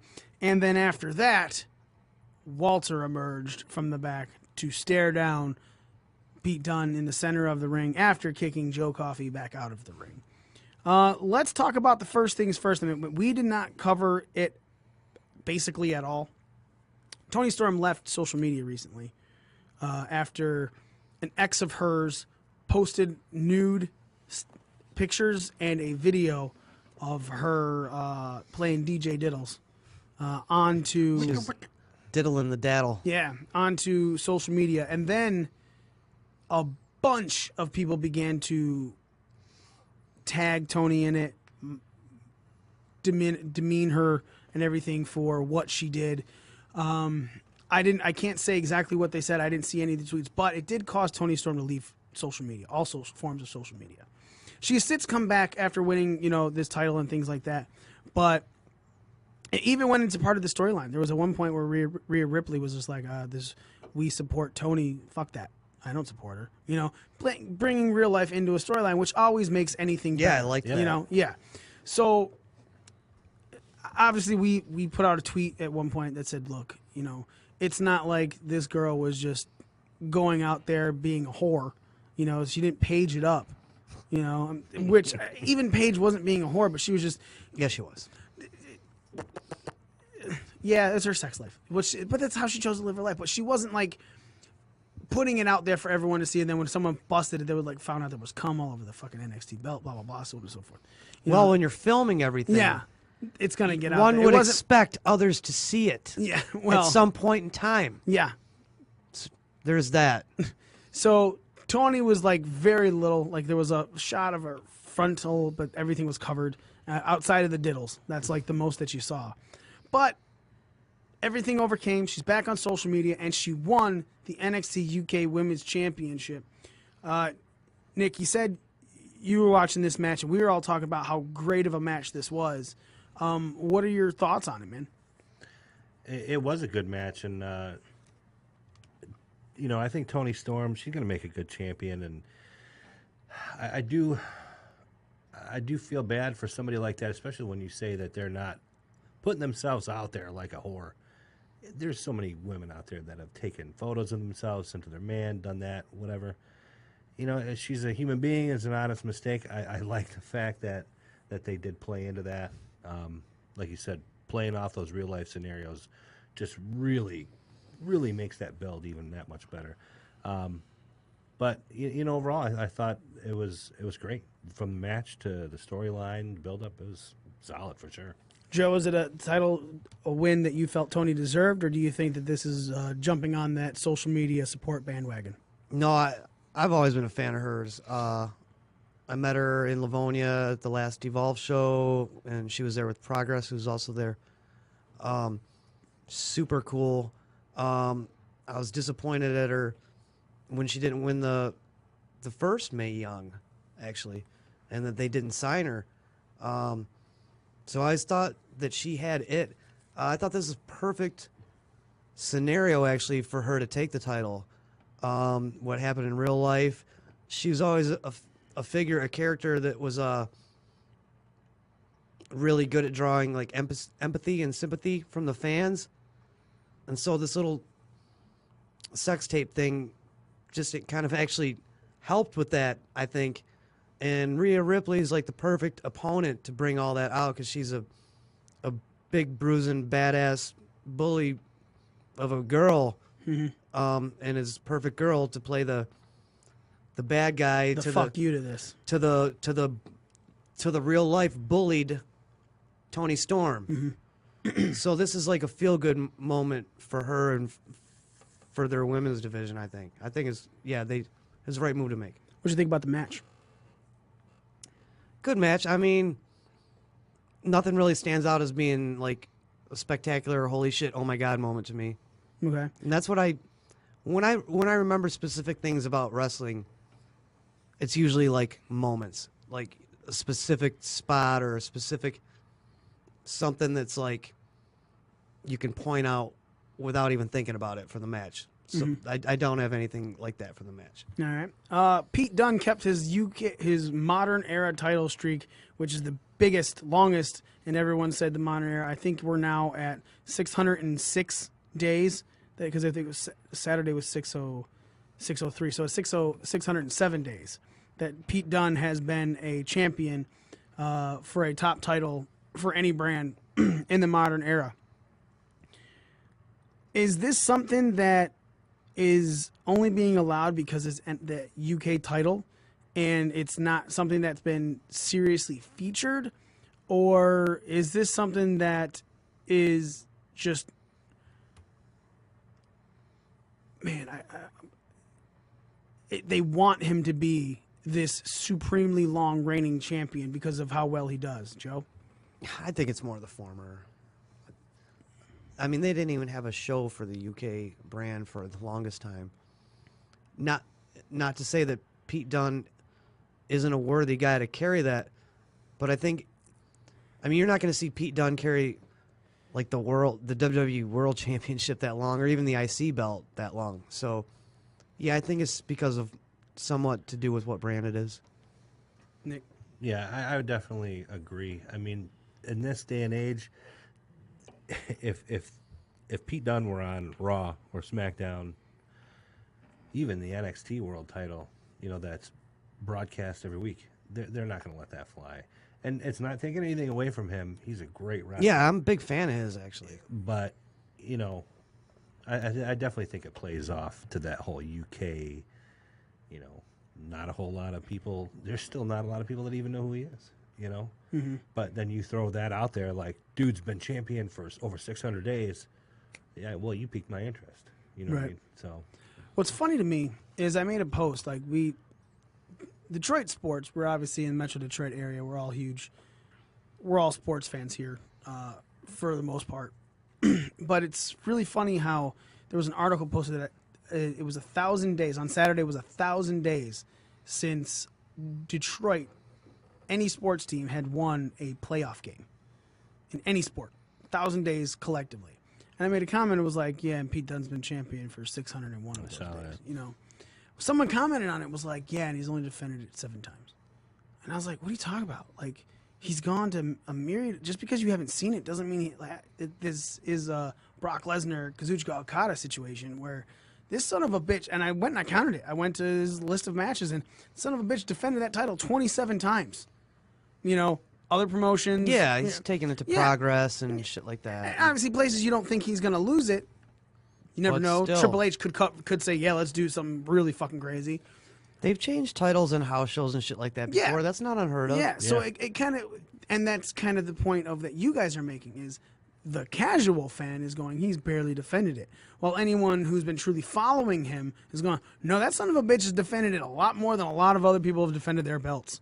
And yeah, when he's at 28 times after NXT TakeOver Blackpool, that's a lot of defenses in that amount of time, especially for a guy who didn't have a show, didn't have constant airtime with this, It was almost like he was like the modern day UK version of the old NWA champion, just traveling around from like promotion of territory to territory, Yeah. defending the title. Yeah. Because they didn't have a home base for him at the time. That is a great point by you, Joe. That you haven't really, and it's something you haven't seen, and champions would do that back in the day, because that's what that was, is most people weren't dropping their titles in other people's promotions. Mm-hmm.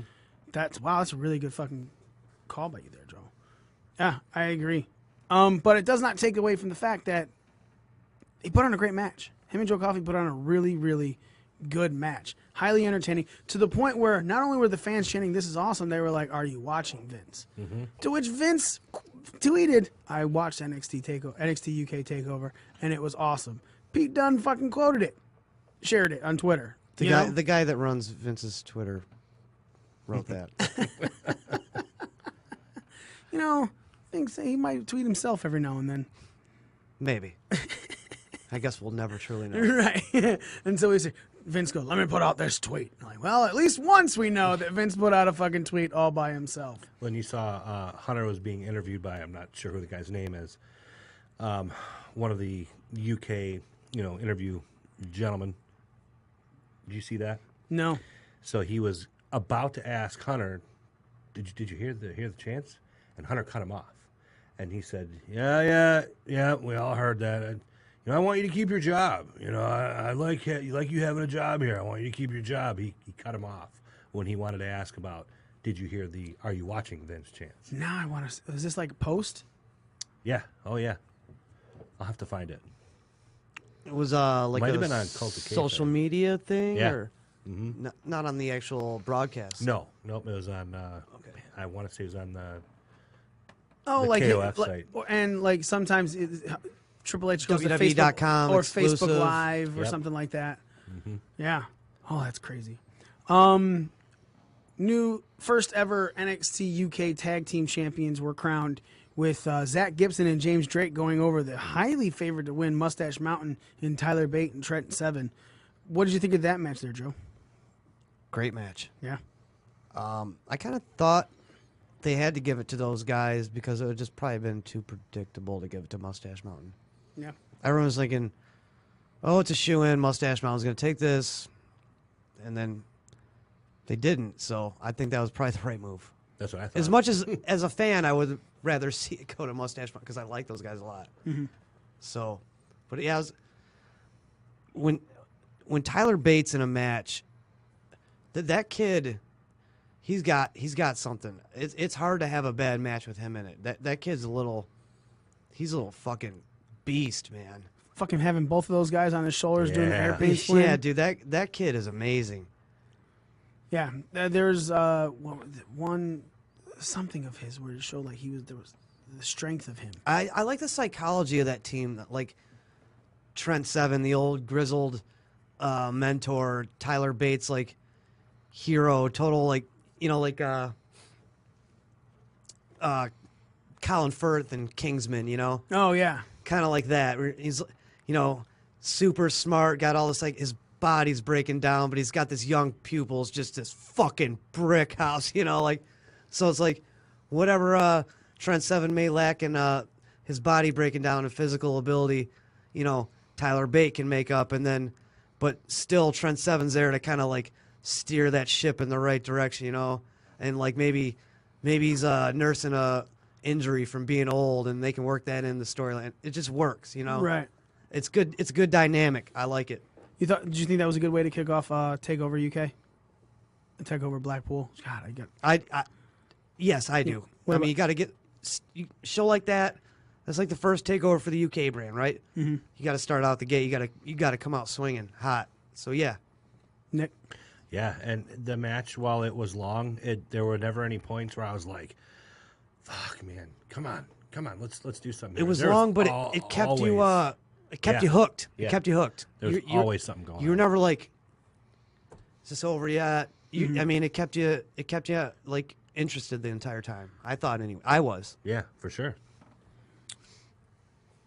Nick, is this your first real foray into NXT UK? Was that takeover? Yeah. You never watched any of the episodes before that? Nope. I've seen a couple of Pete Dunne segments and matches online, but other than that, like I was familiar with some of the like Mustache Mountain. I knew who those guys were, but they're more on NXT than just Showing the up on UK. there, yeah. But yeah, some of the other guys. But it was solid, man. It was a lot of those guys really put on a good show. Do you think it's something that will get you watching the show as much as you can throughout the week? Like, I'll be honest, dude. I watch NXT in binges. I wait 4 or 5 weeks and then I fucking blast NXT through- UK or NXT period. Like both that's of what them? for NXT. Like, and I can honestly say that this was my first real foray into watching UK as well. And it's now something I'm like, oh yeah, I'm gonna binge that. So maybe I'll start waiting 3 weeks. You know, See, I keep up on the regular NXT. I still haven't committed to NXT UK yet. so this takeover Blackpool didn't didn't change that outlook for you. No, I probably will not catch it every week. Still, like, I'm just not.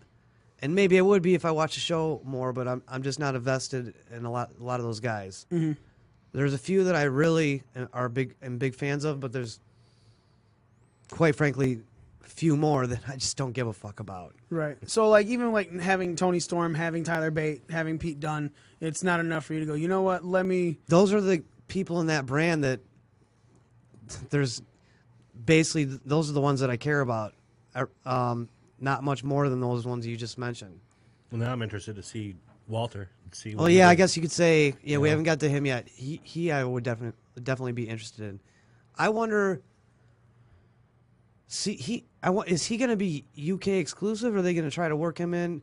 Because I could see him going like main roster, dude. Mm-hmm. Like he's that type of star. I'm gonna go with he's probably gonna sit on that UK brand for quite a while. You know, you may be right, because I want to say I heard him in a podcast interview a while, like, and he wasn't a real big on like all the traveling and like the real hard grind that like main roster WWE is. Mm-hmm. So maybe that is the best fit for him.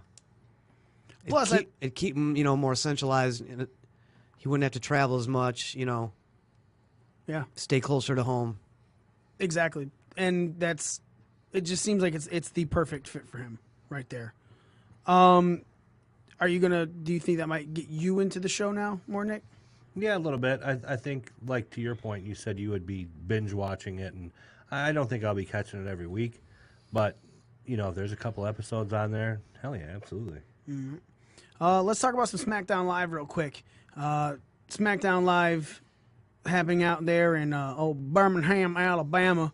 Green, go back to your home in Greenbow, Alabama. Greenbow, Alabama. Kicked off with Becky pulling up, cutting a quick little interview promo, tossing her keys, and the interview. I can't remember her name. It's not Dasha. So she didn't catch Charlie. It wasn't Charlie. Maybe it was Dasha then. Dasha didn't catch. She goes, "Oh, great catch." I know who the fuck it wasn't. Yeah. Mean goddamn Gene. Yeah, was not him. She's walking up, and New Day are just sitting there as Heavy Machinery are just making themselves a nice little protein shake, adding pancakes and powder and tuna and everything. Gotta get the tuna! And whole eggs, shell and all. Right. And, Otis fucking takes a drink, and he's like, that's good. And then fucking Becky took a drink, and you're like, oh, holy shit. And she goes, it's kind of weak. Yeah. And I was like, I knew it. Dude, I like that big Doze, man. Doze is good, He's dude. got something there. Doze was great when we saw him NXT Detroit last time they were here, man. He was fucking hilarious on the fucking ring apron. But yeah, moving forward, so then she goes out to the ring, and she's cutting a promo talking about it's really hard to be the man. People say they can be the man, but once they get this, they don't know how to run with it. Just like Asuka. Asuka comes out, says a promo like, you're like a bee, just buzz, buzz, buzz, but you got no sting. I said that way better than Asuka said it, by the way. Yeah, basically that was an Asuka promo right there. Very good. Translated, Corey Graves will tell you exactly what it said right after it happened. Of course, the Iconics come out and they start shit talking. Becky says, you know what? Fuck you guys. I'll show you. She looked at us and said, I'll show you I'm the man. One of you sons of bitches, get in here. We're going to fucking wrestle. Which I really wish she would have said it like that. But you can't. Not Attitude Era. Mm-hmm. So it ends up being Peyton Royce. And Becky Lynch has a match in a tank top, jeans, and chucks. Right? Not ring gear, not anything. Fuck yes, I was happy with that. We'll get into more on that later. Becky Lynch defeated Peyton Royce. Right after that, Asuka runs in the ring and says, just whatever the fuck she was saying. And then she fucking pulled Billie Kay in, threw her in the ring, beat her up real quick, hit her with a fucking Asuka lock, made her tap really fucking fast. What the shit was that? Because even the ref was like, I don't fucking know what's going on here. Then after that, AJ Styles comes down and he just starts walking around. Then he walks up and then he cuts a promo by the fucking merch and food stand again, similar to what Daniel Bryan did the week before, except the opposite, but way less good. Saying they can eat whatever they want, blah, blah, blah. And then Daniel Bryan comes out of the crowd and they get into a fight and Daniel Bryan gets put through a table. He's got nothing but mustard. Probably would have been more of a fight had the relish not fell, because nobody could keep their footing after that. It was hilarious to watch. I was like, that relish is going to fuck somebody up. AJ couldn't get a fucking motion forward after they held him at that. Mustafa Ali comes down to the ring. Samoa Joe comes down to the ring as he's walking through. He sees EC3. Kind of a nice little TNA nod right there as far as I was considered. Comes down, he's about to have a match with Mustafa Ali, and then just beats the shit out of Mustafa Ali, throwing him into the post a couple different times. And then when he goes in the back, Dasha was like, "Oh, so Samoa Joe, why did you just attack him?" He's like, "That wasn't an attack. That was a warning for everyone in the Royal Rumble that I'm coming to my first ever Royal Rumble and I'm gonna win it." Blah blah blah. After that, you see Rey Mysterio versus Andrade. They have a match that is amazing. Lucha amazing. All right. Ray hits the PD driver, Canadian Destroyer again. Favorite part about that? I've never seen that. What? You just said you watched it on social media 5 times. How have you hit moves you've never seen before? They go on to have a great match. Andrade wins the match in convincing fashion as well with the spiked arm. What is it? Spiked. What is the fucking move? Because he's holding the arm back. The hammerlock. Hammerlock DDT. Yes.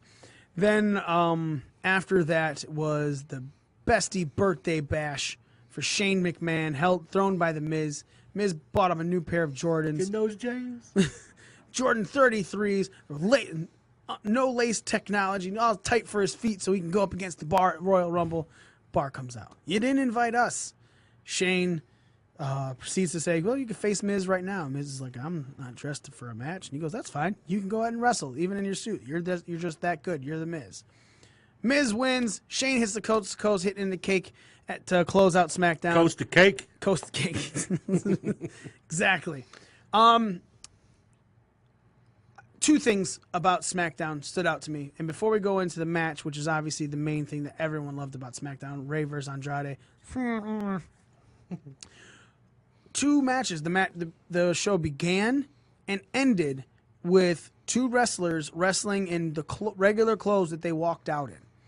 We've always talked about the predictability of shows. Raw, SmackDown, like, they're coming out for a cut-off segment. They're wearing their gear. Of course they're about to have a match. 2 of their superstars did not have gear this time. It led to the unpredictability of the show. How did you feel about that, Nick? I loved it. I really did. And I think that could be part of one of the changes that they're trying to implement, is that when Miz walks out in his gear, something's going to happen. Because he ain't coming out there wearing that shit for nothing. Right. Becky Lynch wearing, and she's done this twice now, I believe. Last week she even fought wearing, she might have had shorts on. Yeah, she changed her gear. It's no longer the singlet. She is rocking the man shirt with the shorts. Yeah. But it's great. And especially when The Miz did it, I was expecting, okay, The Miz he's going to kind of back down a little bit when Shane tells him that he should get in the ring. But then when Shane built him up, he's like, fuck yeah, let's go. And he just went. And it didn't look like it bothered him at all. I thought it was great. I did pay attention to his boots. He did have shiny wrestling boots on, so it looked like he had dress shoes, which was good. What were your thoughts on that one there, Joe? Did it stand out to you at all, or were you appreciative that it wasn't like, oh, I can totally tell a match is about to happen? With Miz, Or Becky, just the superstars coming out without their normal ring gear, but then having a match in their fucking outfits they're normally wearing. I thought it made it seem, like I was talking about. I like things that could be plausible, like, it's work, right? But when you watch it, you want, at least I do anyway. I want, could this really happen? Could something like this happen in real? And so yeah, I guess wrestling in the street gear gives more of that feel. Mm-hmm. So yeah, I mean, I don't like some, like, back in the old, like, ECW, everyone was coming out in fucking jeans and t-shirts. Like, I don't want it to get like that. But if it's like a situation where, all right, you're out here, I'm not dressed for this, and we're just going to go right now, and it's like out of the ordinary, then yeah, I like it. No. Now let's go on to Rey Mysterio and Andrade in a match. Joe, where were you standing with this one, man? When this match was happening, when it was going on, just were you popping like crazy? Yeah, it's a great match. Ray continues to impress. Seems like he's in better shape now in his mid-40s than he ever has been, honestly. I know he's probably going to have some couple of knee surgeries in the future, but you wouldn't know it by looking at him right now. Definitely gave Andrade a good rub, even though it wasn't like the cleanest of wins, but still, he's got a win over Rey Mysterio, and that's something big. And the match itself, I mean, Rey's like always finds new ways to be creative, like little things, like taking an Irish whip into the rope and then coming off that, dropping down with a headlock. Like, who does that? Right. And then, 2 weeks in a row with the PD driver, Canadian Destroyer. I didn't even know you were allowed to do that on WWE. Apparently, like, Ray's got an exception clause or something, Right, yeah, because like last week we were like, oh shit, fucking Rey Mysterio. He's going to get fined or something. So in much trouble. And then he hit it the next week. Right, so, I don't know. Yeah, it was by far the highlight of the night. Nick, your thoughts on the match? As it was going on, what you were thinking, did you come? A little bit. Yeah. A little bit. A little pre-cum. At one point, it was a little slow, maybe within the first 5 minutes of the match. Yeah, like it started off fast and then just went to headlocks. Kind of died a little bit with a lot of the, they were on the mat a lot. I kind of liked that, actually, because I thought it's opposite of what people are expecting. Everyone's expecting like a spot monkey type match, and I think that was obviously at Ray's direction. Like, let's just slow it down for a minute, make these people get a little eager, build up the anticipation, and then when we start rolling, it's gonna, they're gonna pop more. Which is fine, but it was just headlocks. It's not like they were going into some technical moves or anything like that. Like, then he tried to stand up, get out of the headlock, he fell back into the headlock. It was, and that's what I agree with. I you, did Nick. like the Irish whip back into the headlock, though. That was cool. Right. I like that. But then again, you're sitting back in a headlock. And if you're going into 3 type of slow, we're not going to move much around. We're just you try to get out of There's a difference between giving a guy a headlock or a chin lock and making it a rest hold, or putting a guy in a headlock or a chin lock and really cinching it in and making it look intense, though. I'm not arguing that, but that's not how I took this. There was no. You took it as rest holds? Not even as I knew it wasn't rest holds because it was the beginning of the fucking match, and these guys have fucking cardio like crazy. They go. These two, Andrade and Rey Mysterio can go, right? And this happened. You saw that little speed. They sped it up big time after that. It started off really well. The back and forth. You couldn't get anything on anyone. Then the quick little stuff. But then, to me, it was just like, man, you're sitting there, and it just seemed like it was forever that they were sitting in headlock mode. Not necessary. Headlock. Now, again, if they got a headlock and then went into maybe another, he broke out of the headlock, but then he got him into an armbar. Or he broke out of this and he went and got some, and then Andrade did something for Ray's feet, or leg. It wasn't like, I'm totally okay with the rest spot too, as long as it doesn't take up too much time. But this was literally, to me, it just seemed, it was like, what the fuck happened to this match? It's you know what I'm saying. It didn't. It went from fast paced. Maybe something happened in there that we didn't realize, and they were trying to cover for something. They had to call maybe a little audible or something.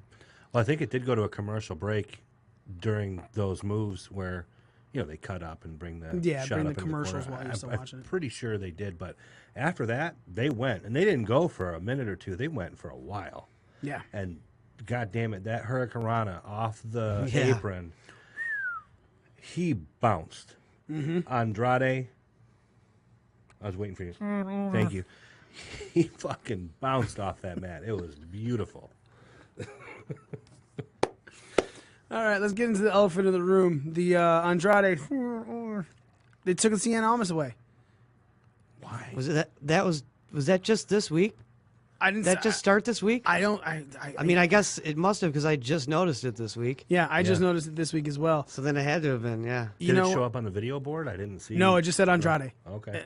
Because I noticed it when they were in the back going Andrade, like because the interviewer said Andrade and then like wanted to keep going but caught herself, and I was like, why didn't she say Cien Almas? I heard her want to say Cien Almas, but she didn't say Cien Almas. Why not? So I'm looking You at. already know why. I mean, we knew it was changed. Yeah, okay. So Why it is was Cesaro this week. Cesaro? It was this week because last week, even on the fucking results, it says Andrade Cien Almas and Samoa Joe defeated Rey Mysterio and Mustafa Ali. But I don't understand why they would take this one away. Like, it's a logo for him. It's in his fucking song, right? It's not. It's his logo is the A into the C with the A under it. Like it's built up as who he is. And yeah, you're right. WWE just pulls away. They just do that. Well, it's stupid this time especially. It's usually stupid every time they do it. Okay, well, let me ask you this. Do you miss Antonio Cesaro? Like I said last week, I'd rather him just be Claudio Castagnoli. Right. That's a sweet-ass name. That sounds cool. That is crazy how we did talk about this last week and then all of a sudden Andrade lost his last name. Right? Wow, that's right. I totally forgot we were talking about that. But yeah, so I don't miss Antonio. I don't miss Alexander Rusev. Oh, that's right. I was like, who is that even? I don't miss Langston. Adrian Neville. Right. I mean, that got turned into Pac. What the fuck happened? Well, he's always they just got even rid of the name. Now it's just a fucking Pac. What does that mean? Is the A in Pac for Adrian? Right. This P doesn't start formally. Formerly Adrian Cruiserweight? That's not fair. Again, yeah, it happened, and I was just like, I don't get why they just completely negate it. I can't figure that one out. Remember when they tried to change Apollo Crews to Apollo because of that fucking shooting and the dude's name was Cruz? Is that why? Yeah, I remember they did it, but Yeah. I didn't know why. For like 2-3 weeks, he was just Apollo. And then all of them, they were like, okay, this kind of blew over. We're going to go back to Cruz because, yeah, if you're just Apollo, what the fuck is that? Right. It's Your just, spaceship that blew up or something? right. Like, and that's the thing. Like, Andrade, like, Cesaro is different. Big E, different. Rusev, last name, whatever, different. It still has a pop to it. Apollo had no pop to it. None. Matter of fact, it had less pop than his fucking standing moonsault. Right? Then you have Andrade. Yeah, there's no pop to me with that. I'm sitting there going, okay, whatever. Speaking of loss of pops, are you guys still buying into Becky Lynch being the man? Nick? Yeah.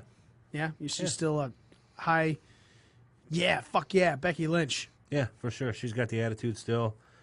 When she drank that shit out of that blender, she didn't sip it. She took a big fucking gulp. Yeah, she did. And her face didn't flinch for a second. She took it and was like, weak. Get the fuck out of my way. I think she spit in Gorilla when she Yeah. Yeah. She hasn't shaved for months. Bushy Lynch.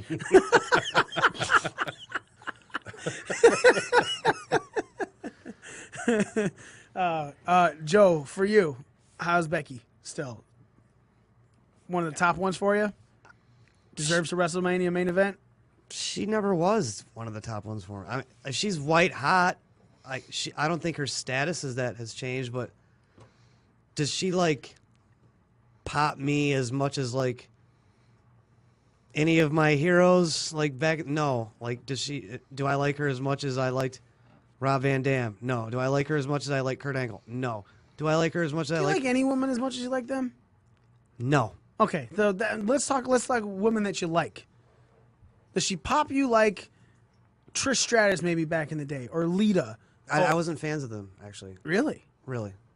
Is there any women you're fans of? Gail Kim? Yeah, but I never like popped huge for her. I guess I'd have to compare her to like recent women's, I guess, classics like and I'm talking matches here, like because it's not really like. I guess I just don't pop huge for women in general. Like they have moments, like I was talking about earlier, moments like Bayley and Sasha at NXT. Mm-hmm. The Iron Woman match. They had a couple that stood out. Yeah. Charlotte and Ronda Rousey. Charlotte's been in, Charlotte and Sasha. Charlotte's been centerpiece of several standout moments for women's wrestling. I guess Charlotte Flair would probably be at when she first started becoming like the queen, and like when she walked to the ring and entered, like came on the screen, you felt like a true champion, like you're in the presence of a true champion. I guess Becky's the closest thing to that right now.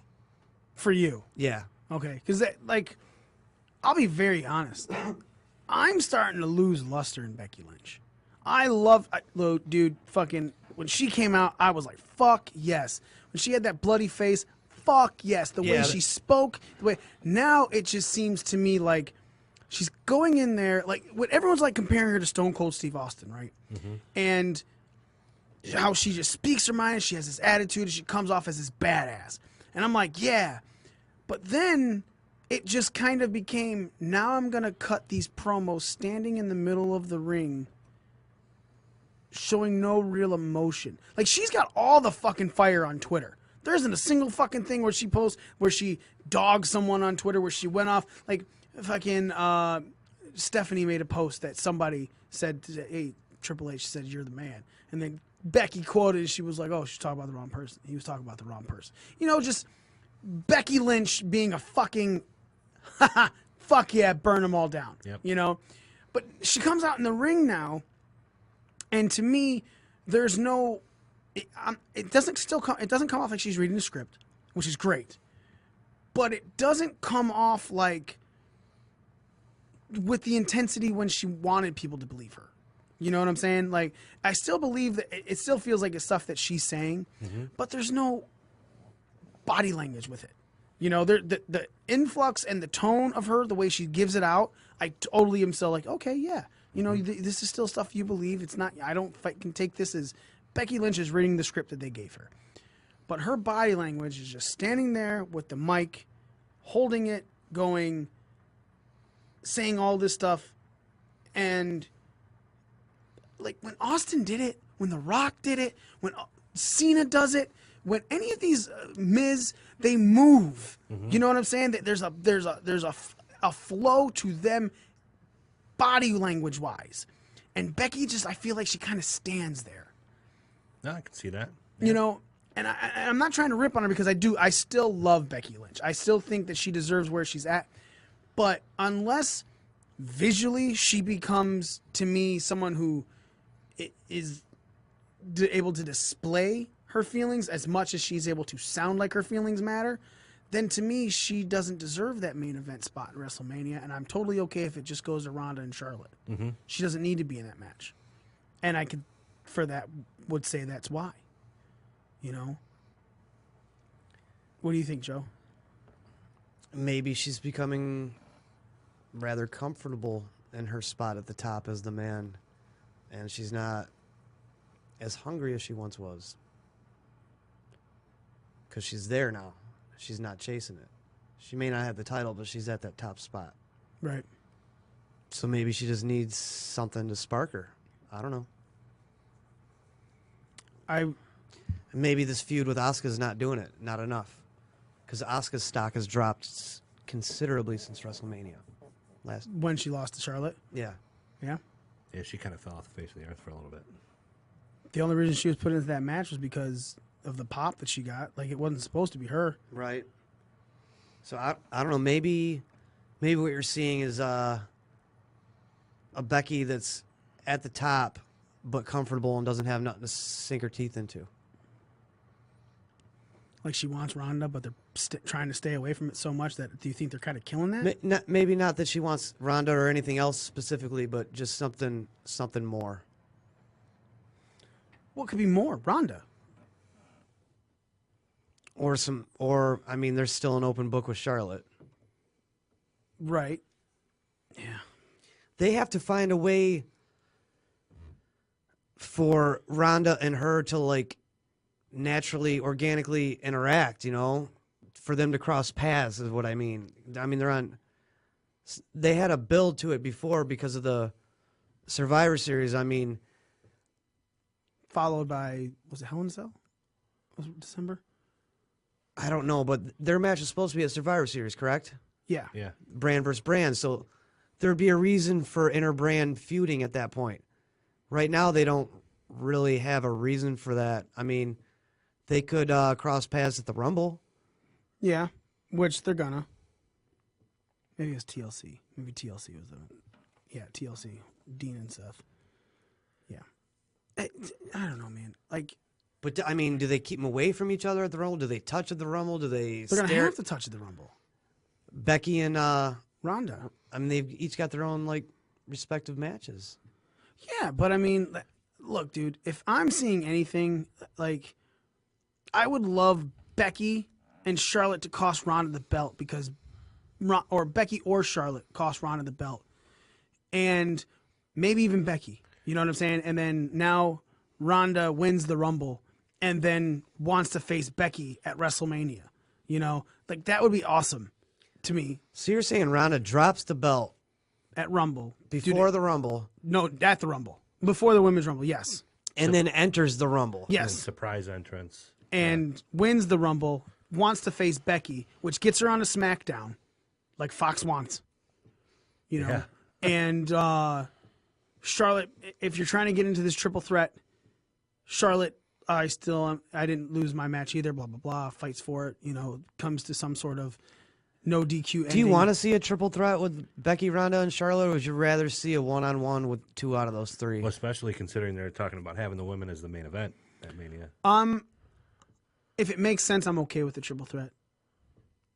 You know, I think that, I just like one-on-one matches in general better than triple threats. as do I, but I think those 3, I think as well as, I mean, here's. I mean, if you're having them close the show, be the true main event, you'd almost have to have all 3 of them in there. Yeah, and that's my thought. If it's not, And I'm meaning true main event. yeah, and if it's not, then maybe you do a one-on-one match. So I look at it like this: Becky, Charlotte, and Carmella was wonderful. It was a great triple threat match. Yeah, To see who would face Asuka. Carmella definitely Held her was a own. surprise in that match. Not a surprise, but she held her own. Yeah, she Like shined. we said, she has gotten light years Yeah, better. she's improved a lot. Now, watching those 2 with a Ronda Rousey, who has been putting on classics with Nia Jax of all people, I could totally see that being an amazing match to close out WrestleMania. The triple threat. Yeah. I mean, I could see it. If there's a year that it's going to happen where a women's match closes the show, I mean, to me, it's either going to be, if it's not this year, it's going to be next year for sure. Right. So I think it's probably going to be this year, actually, because not in wrestling in general, but in the WWE, either brand, who of the men's roster is like is hotter right now than Becky and like Ronda and Charlotte. I don't think anyone. That's what I mean. As good as Daniel And it Bryan may has been. even be designed that way on purpose, just to set it up for the women to be main eventing Mania. They may be kind of keeping the men cool to showcase the women leading into this shit, kind of on purpose. It's fine by me. Let's move on to AEW as we're starting to close up the show. Brandy Rhodes, the chief brand officer for AEW, was on spoke with Kristen Ashley of Diva Dirt, and they asked her if she was going to be a part of AEW's women division as a wrestler, not just a promoter. And her response is, and I quote, "Oh yeah, I'll definitely be part of it." I think it's funny because I think a lot of people thought that the role I was taking meant, oh, she's leaving, she's not going to do this. But no one seemed to think about the other guys. I do think for myself, it's more important to see the division thrive as a whole. I guess maybe that's just why I haven't said so much stuff about continuing to compete online, just because I'm so focused on building up the division and making it as great as it can be. Now, here's the part of the interview that caught me, that really spiked my interest. She was asked about the AEW title scene and potential titles for other divisions. And this is her quote. She said, "So definitely out of the gate, we're going to be more traditional in the sense that obviously there will be a women's championship, there would be a men's championship, and then a men's tag division. But we're open-minded. I think it would be kind of overzealous to come out of the gate with so many championships and people aren't even familiar with the talent yet. That would kind of be a lot to wrap your head around and really get behind. Like I said, it'll be a little bit more traditional to start, but we're very open-minded." Nick, you think that's a smart idea? No, like without an intercontinental title, no mid-card title, just main guy title, main woman title, main tag team title. Yeah, I mean, keep it simple for starters. I mean, they've got to build everything up. You know what I mean? They're starting from the ground up. No need to muck it up with IC champion, US title, TV title, European. None of that. Just keep it simple. You know what I mean? And then it kind of brings more value to those titles too. Like right now in WWE, you've got you got multiple tag team championships. You've got the United States title. You're losing some of the meaning there. With just 3 simple titles, it just gives those titles more power. Mm-hmm. Joe. Yeah, I agree. They'll probably, like NXT did, like I said, they got a 5-year contract with the Khan family and all that, and I'm sure they got another 5-year deal with whatever cable network they're going to. So I'd say probably once the brand gets established, similar to like what NXT did, when they, NXT just had the main title, but then later on down the road they introduced the North American title as the brand got more established. I could see AEW doing something similar to that. Okay. Yeah, I agree. I feel like if you keep it basic, keep it simple, like you said, Nick, that's how you get the foundation. And as long as you get your foundation good, and you have a strong foundation to go, you can only do anything but build something good on top of that. Cody Rhodes is also in an interview on SES Scoops, or SEScoops.com, where he said, let's just get the quote. Cody said, "We're talking bullet points. We're talking an overall knowledge of the business. And hey, let them go out and play," speaking about the wrestlers. He goes, "Take a look back at the wrestling you and I love. For the most part, they're all grown men and women doing what they were hired to do. They've cut their teeth, they've paid their dues, and now they're going to go out there and play their music. I would very much like a presentation that mirrors that. We don't need to micromanage, and we certainly don't need to script a great deal of the product we're planning." He also said, "This is probably going to be an unpopular thing to say, but I will say it. There won't be a writer hired for All Elite Wrestling anytime soon, because wrestlers are the writers. We are the writers. Like I said, with guys going out there and playing their own music. Believe me, the day comes that I see this is something we can really benefit from. Absolutely. But I knew 40 writers in WWE, and about 4 of them actually did anything. The reason I remember them and value them, they helped produce pre-tapes. They were team players. So right now, that's one thing we've gotten a lot of questions about, and we're keeping it very in-house for now." How you feeling about that, Joe? I agree with him. I've always criticized the amount of writers and writing and micromanagement in WWE since we've started this show, and I will continue to do so. So what he's doing is what I would do if I had a fucking promotion. I wouldn't hire one fucking writer. I'd hire wrestlers and agents and producers and booking and bookers, not writers. I agree with him 100%. Well, it puts the creative edge in the hands of the wrestlers. You know what I mean? Which is what a lot of them want, apparently. And it seems to work. It seems to be a good formula because right now, WWE with their slew of fucking writers, it's just so. Yeah, it's a good idea. I don't know how long that can last. Do they have the sustainability with something like that? I don't know. I hope so. But yeah, it's a good idea for now. See, WWE is really they're the only ones that really will try to mold a talent from the ground up. Like, especially now with the PC and like promo class, and they want to build you in their own eyes and their own image.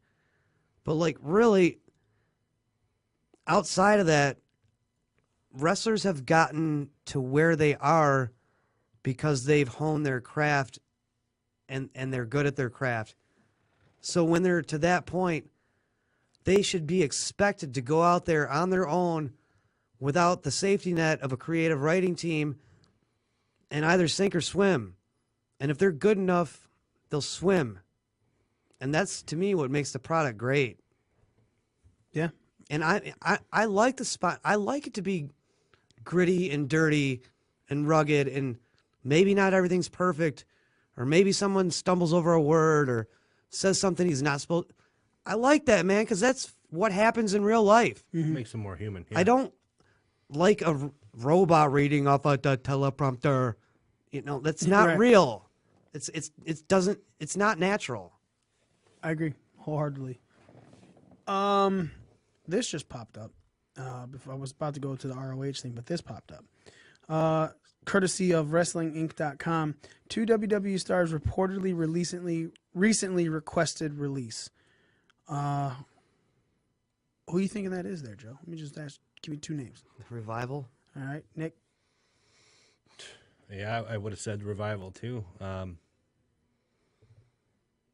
the top of my head, I really can't think of anybody huge. Maybe Gallows and Anderson. That's what I was. Unless I was just about to say, unless it's who I was talking about last week. It is a duo, that's for sure. Mike and Maria Kanellis. Oh. Bye. Sorry. Like, here's my thing about this. Bye. So the article says Mike and Maria Kanellis have requested a release from WWE. They haven't done shit. According to Pro Wrestling Sheet, the report stated that they're not happy with how they've been utilized in WWE They haven't been utilized. and made the decision to ask for a release a couple weeks ago. The duo debuted for Money in the Bank in 2017, initially going to SmackDown. Maria announced she was pregnant in September that same year. Mike would later overcome an addiction to prescription drugs that he dealt with for years. Mike would eventually move to the Raw brand, where he appeared mostly on Main Event or at WWE live events, rarely getting much TV time. In October of last year, he and Maria made their debuts on 205 Live, and his most recent match being December 4th, teaming with TJP in a losing effort against Kalisto and Lindsay Dorado. Okay, they haven't been used. I will fully agree to that. But she got pregnant, and he decided to kick drugs. What are you expecting? No, I like, dude, what kind of timing is that? Like, you get signed by WWE. Sweet. Like a month later, man, I'm a fucking drug addict. Right. Like, what the fuck? You didn't get that taken care of beforehand, bruh? Like, what the fuck is wrong with you? To me, that if I was Vince right now, I'd be like, yeah, that's a fucking spit in my face. It's like you knew you needed to get rid of drugs. Yep. You knew you needed rehab. So you knew we wanted to sign you. And under us, we would obviously help you with that. So it's like you took that and you fucking ran. Like you only came here to fucking get your hospital shit taken. Hey, we can have a baby now. Hey, I can kick drugs now. All this shit on WWE's dime. Oh, I'd be livid, dude. I would honestly feel like a huge slap in the face if I was Vince. I'd be like, fuck them. Fuck them and their stupid asses. And Maria's a good one. Maria's ass is amazing. It once distracted Carl Anderson and AJ Styles. I remember that. God, what an ass. But again. I took about 100 pictures of that said ass at an ROH show a few years ago. Yeah? Yeah. Nice. Can we get some of those? Yeah. Yeah. Speaking of ROH shows, our Ring of Honor's Honor reigns supreme and happened over Sunday. Here are the results. Cheeseburger, Eli Isom, that's what I thought. Ryan Nova defeated Josie Quinn, Corey Hollis, and John Schuyler. Mark Haskins then defeated Beer City Bruiser. Lifeblood, the team of David Finley and Juice Robertson, defeated... No. They're called Fin Juice now. Now they're called Fin Juice? Yeah. They defeat Fin Juice.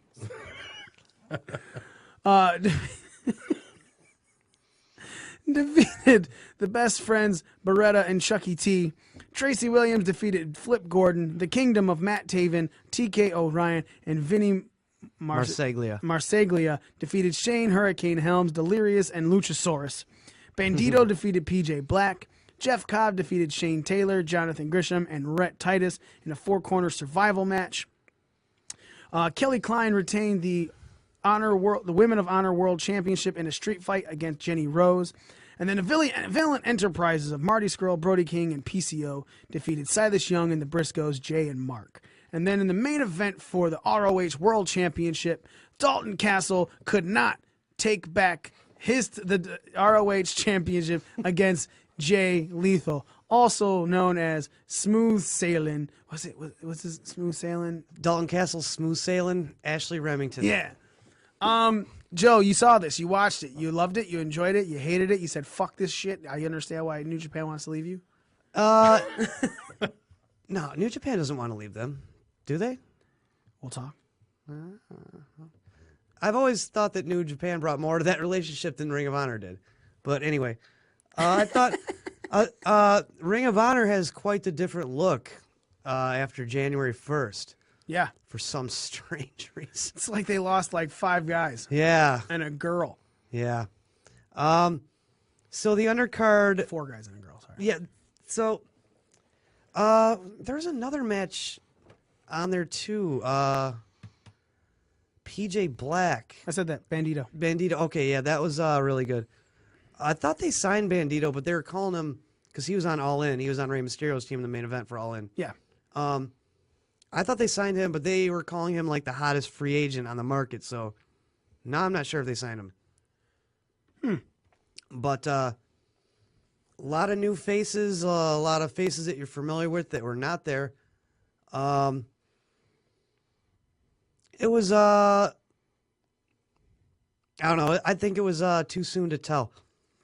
There's some positives I took away from that. Brody King and PCO. Mm-hmm. The guys in Villain Enterprises. Yeah. PCO, I don't know if you're familiar with him. He's like one of the Quebecers. This guy's like 50 years old. That's Pierre Carl Ouellette. Really? Yeah. What? PCO is not human. You got to see more. You got to see more of this guy's fucking insane. You got to watch. Oh, Jacques Rougeau. It's not Jacques Rougeau. It's Pierre Carl Ouellette. He tagged. But that's what he was in WWF under the Quebecers. He tagged. I think he was part of the Mounties. Took the place of one of the Rougeaus, and then he was on the Quebecers. Yeah. So he was on the Mounties and the Quebecers. Oh shit. You have Honor Club, don't you, or access to it? No. All right, I'll have to. I haven't ever since that we tried to watch, and I fucking had the worst fucking time of my life with it. I was like, you know what? Fuck Honor Club. I'll worry about this in a year. It works now.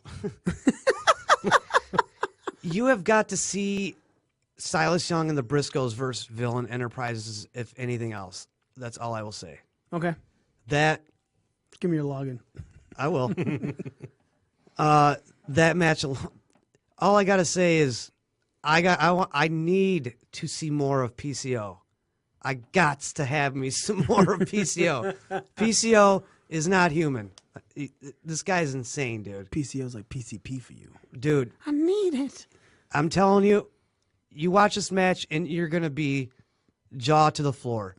And you're going to say, whether it's for good or for bad reasons, you're going to say, I got to see more of this motherfucker.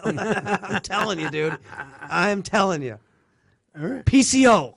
That's the one thing I'll take away from that show. PC fucking O. How was the main event? It was good. Dalton Castle came out like he came out hitting hard, hit Jay with like some real heavy, dropped him on his head type suplexes. He really took it to Jay Lethal, inflicted a lot of damage, in the first like 2 to 5 minutes of the match. And then Jay Lethal kind of made his way back into the match and ended up, hitting his finish, lethal injection, retaining the title. But it was a good main event for sure. But to me, those two matches are really what stood out. The undercard, there's some new guys there that I've never seen before. Juice. That's Juice Robinson and Finley's kid, David Finley. Yeah. That was actually a pretty good match, too. Not a standout match. The two that stood out were the Villain Enterprises versus the Briscoes and Castle versus Jay Lethal. Ring of Honor is clearly in a transitional mode, right? They lost a lot of guys, and they got a lot of new faces. I neglected to mention PJ Black and Bandito. That was also a very good match. Bandito's a really highly touted masked high flyer out of Mexico. He's like 21, 22 years old. We all know who PJ Black is, Justin Gabriel. Veteran, been around 100 years. So they had like the high flying, the veteran high flyer versus the kid high flyer, and the veteran put the kid over, obviously. Right. So there were some things that stood out from that show, and then there's some things that still, I guess the jury's still out on. All right. What would you give that show overall out of 10? Honor Reigns Supreme, the Ring of Honor show? I'll be a little generous because it's their first match or their first big show with all their losses and their new guys. I'll give them a 6.5. 6.5? That's not bad. Not bad. I can't wait to, honestly, the way you're putting over PCO. I need to see some PCO. It's like staring at a car crash. but in a good way, kind of, though. You're going to want to see more of this guy, trust me. I like it. That's it for us, man. We covered everything that we wanted to cover. We got it all in. Let me start off the ending of this by saying, let's not forget that the Royal Rumble, we are having a viewing party at Bobcat Bonnie's in Wyandotte, Michigan. No cover, family friendly. Kids can stay for the entire show. We're going to have some happy hour specials for you. Great food, wonderful beer. Honestly, great time. We're going to have giveaways, all this stuff. Obviously, the boys from Knockouts and 3 Counts are going to be there with us again. Major shout out to Bobcat Bonnie's in Wyandotte. Their manager, Chuck, good friend of mine, definitely helping us out with this, putting on this show, making sure everyone who comes out is also going to have a good time. I'll be there. Joe hopefully will be there. Nick, he just got here. So he said he can't make it because he's like, you know what? I don't even like the Royal Rumble, which is weird. Why don't you like the Royal Rumble? I don't like the Royal Rumble. Obviously, it's just stuff I don't want to say, I don't know what to say. Predetermined events? Yeah, things that you already had going on before with like, hey, you want to join the show? Because that's kind of how I asked you. Then you were like, you need to fucking quit your job.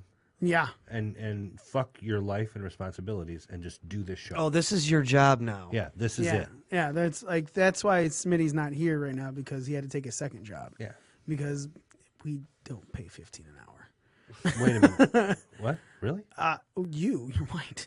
Wait a minute. Yeah, I am, aren't I? God damn it. Smitty, he doesn't get $15 an hour. I'm Jewish. I get 17. Yeah.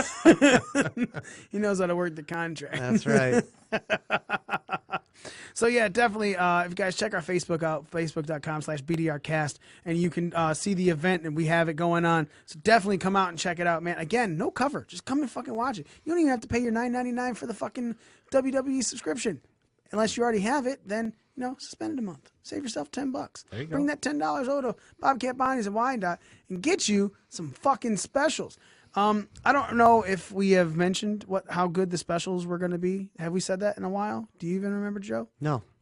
Well, let me pull up this special list right here, because I'm going to tell you this right now. If the fucking internet here would work, I had it.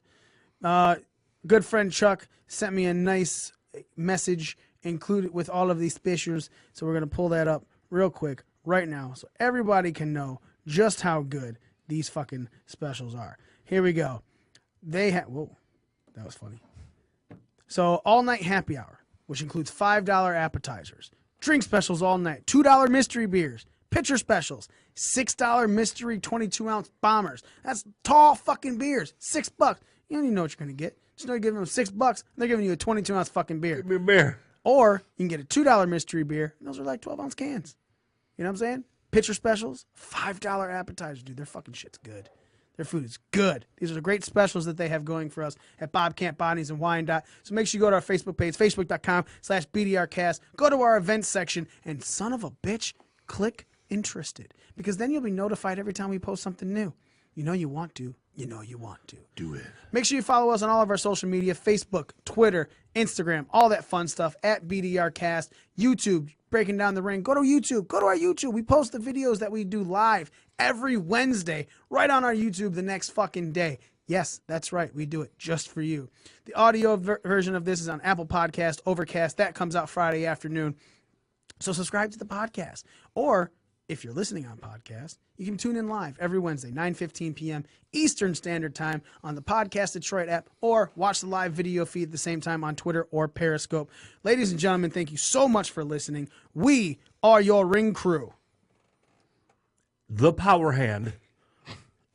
Because you can kind of see me. You're going to kind of see me every week now. Nick. I can't possibly follow that. I'm the whole fucking Joe. And me, the almighty one, Mikey himself, for Z, for Smitty, for Orlando, Christopher. We are out.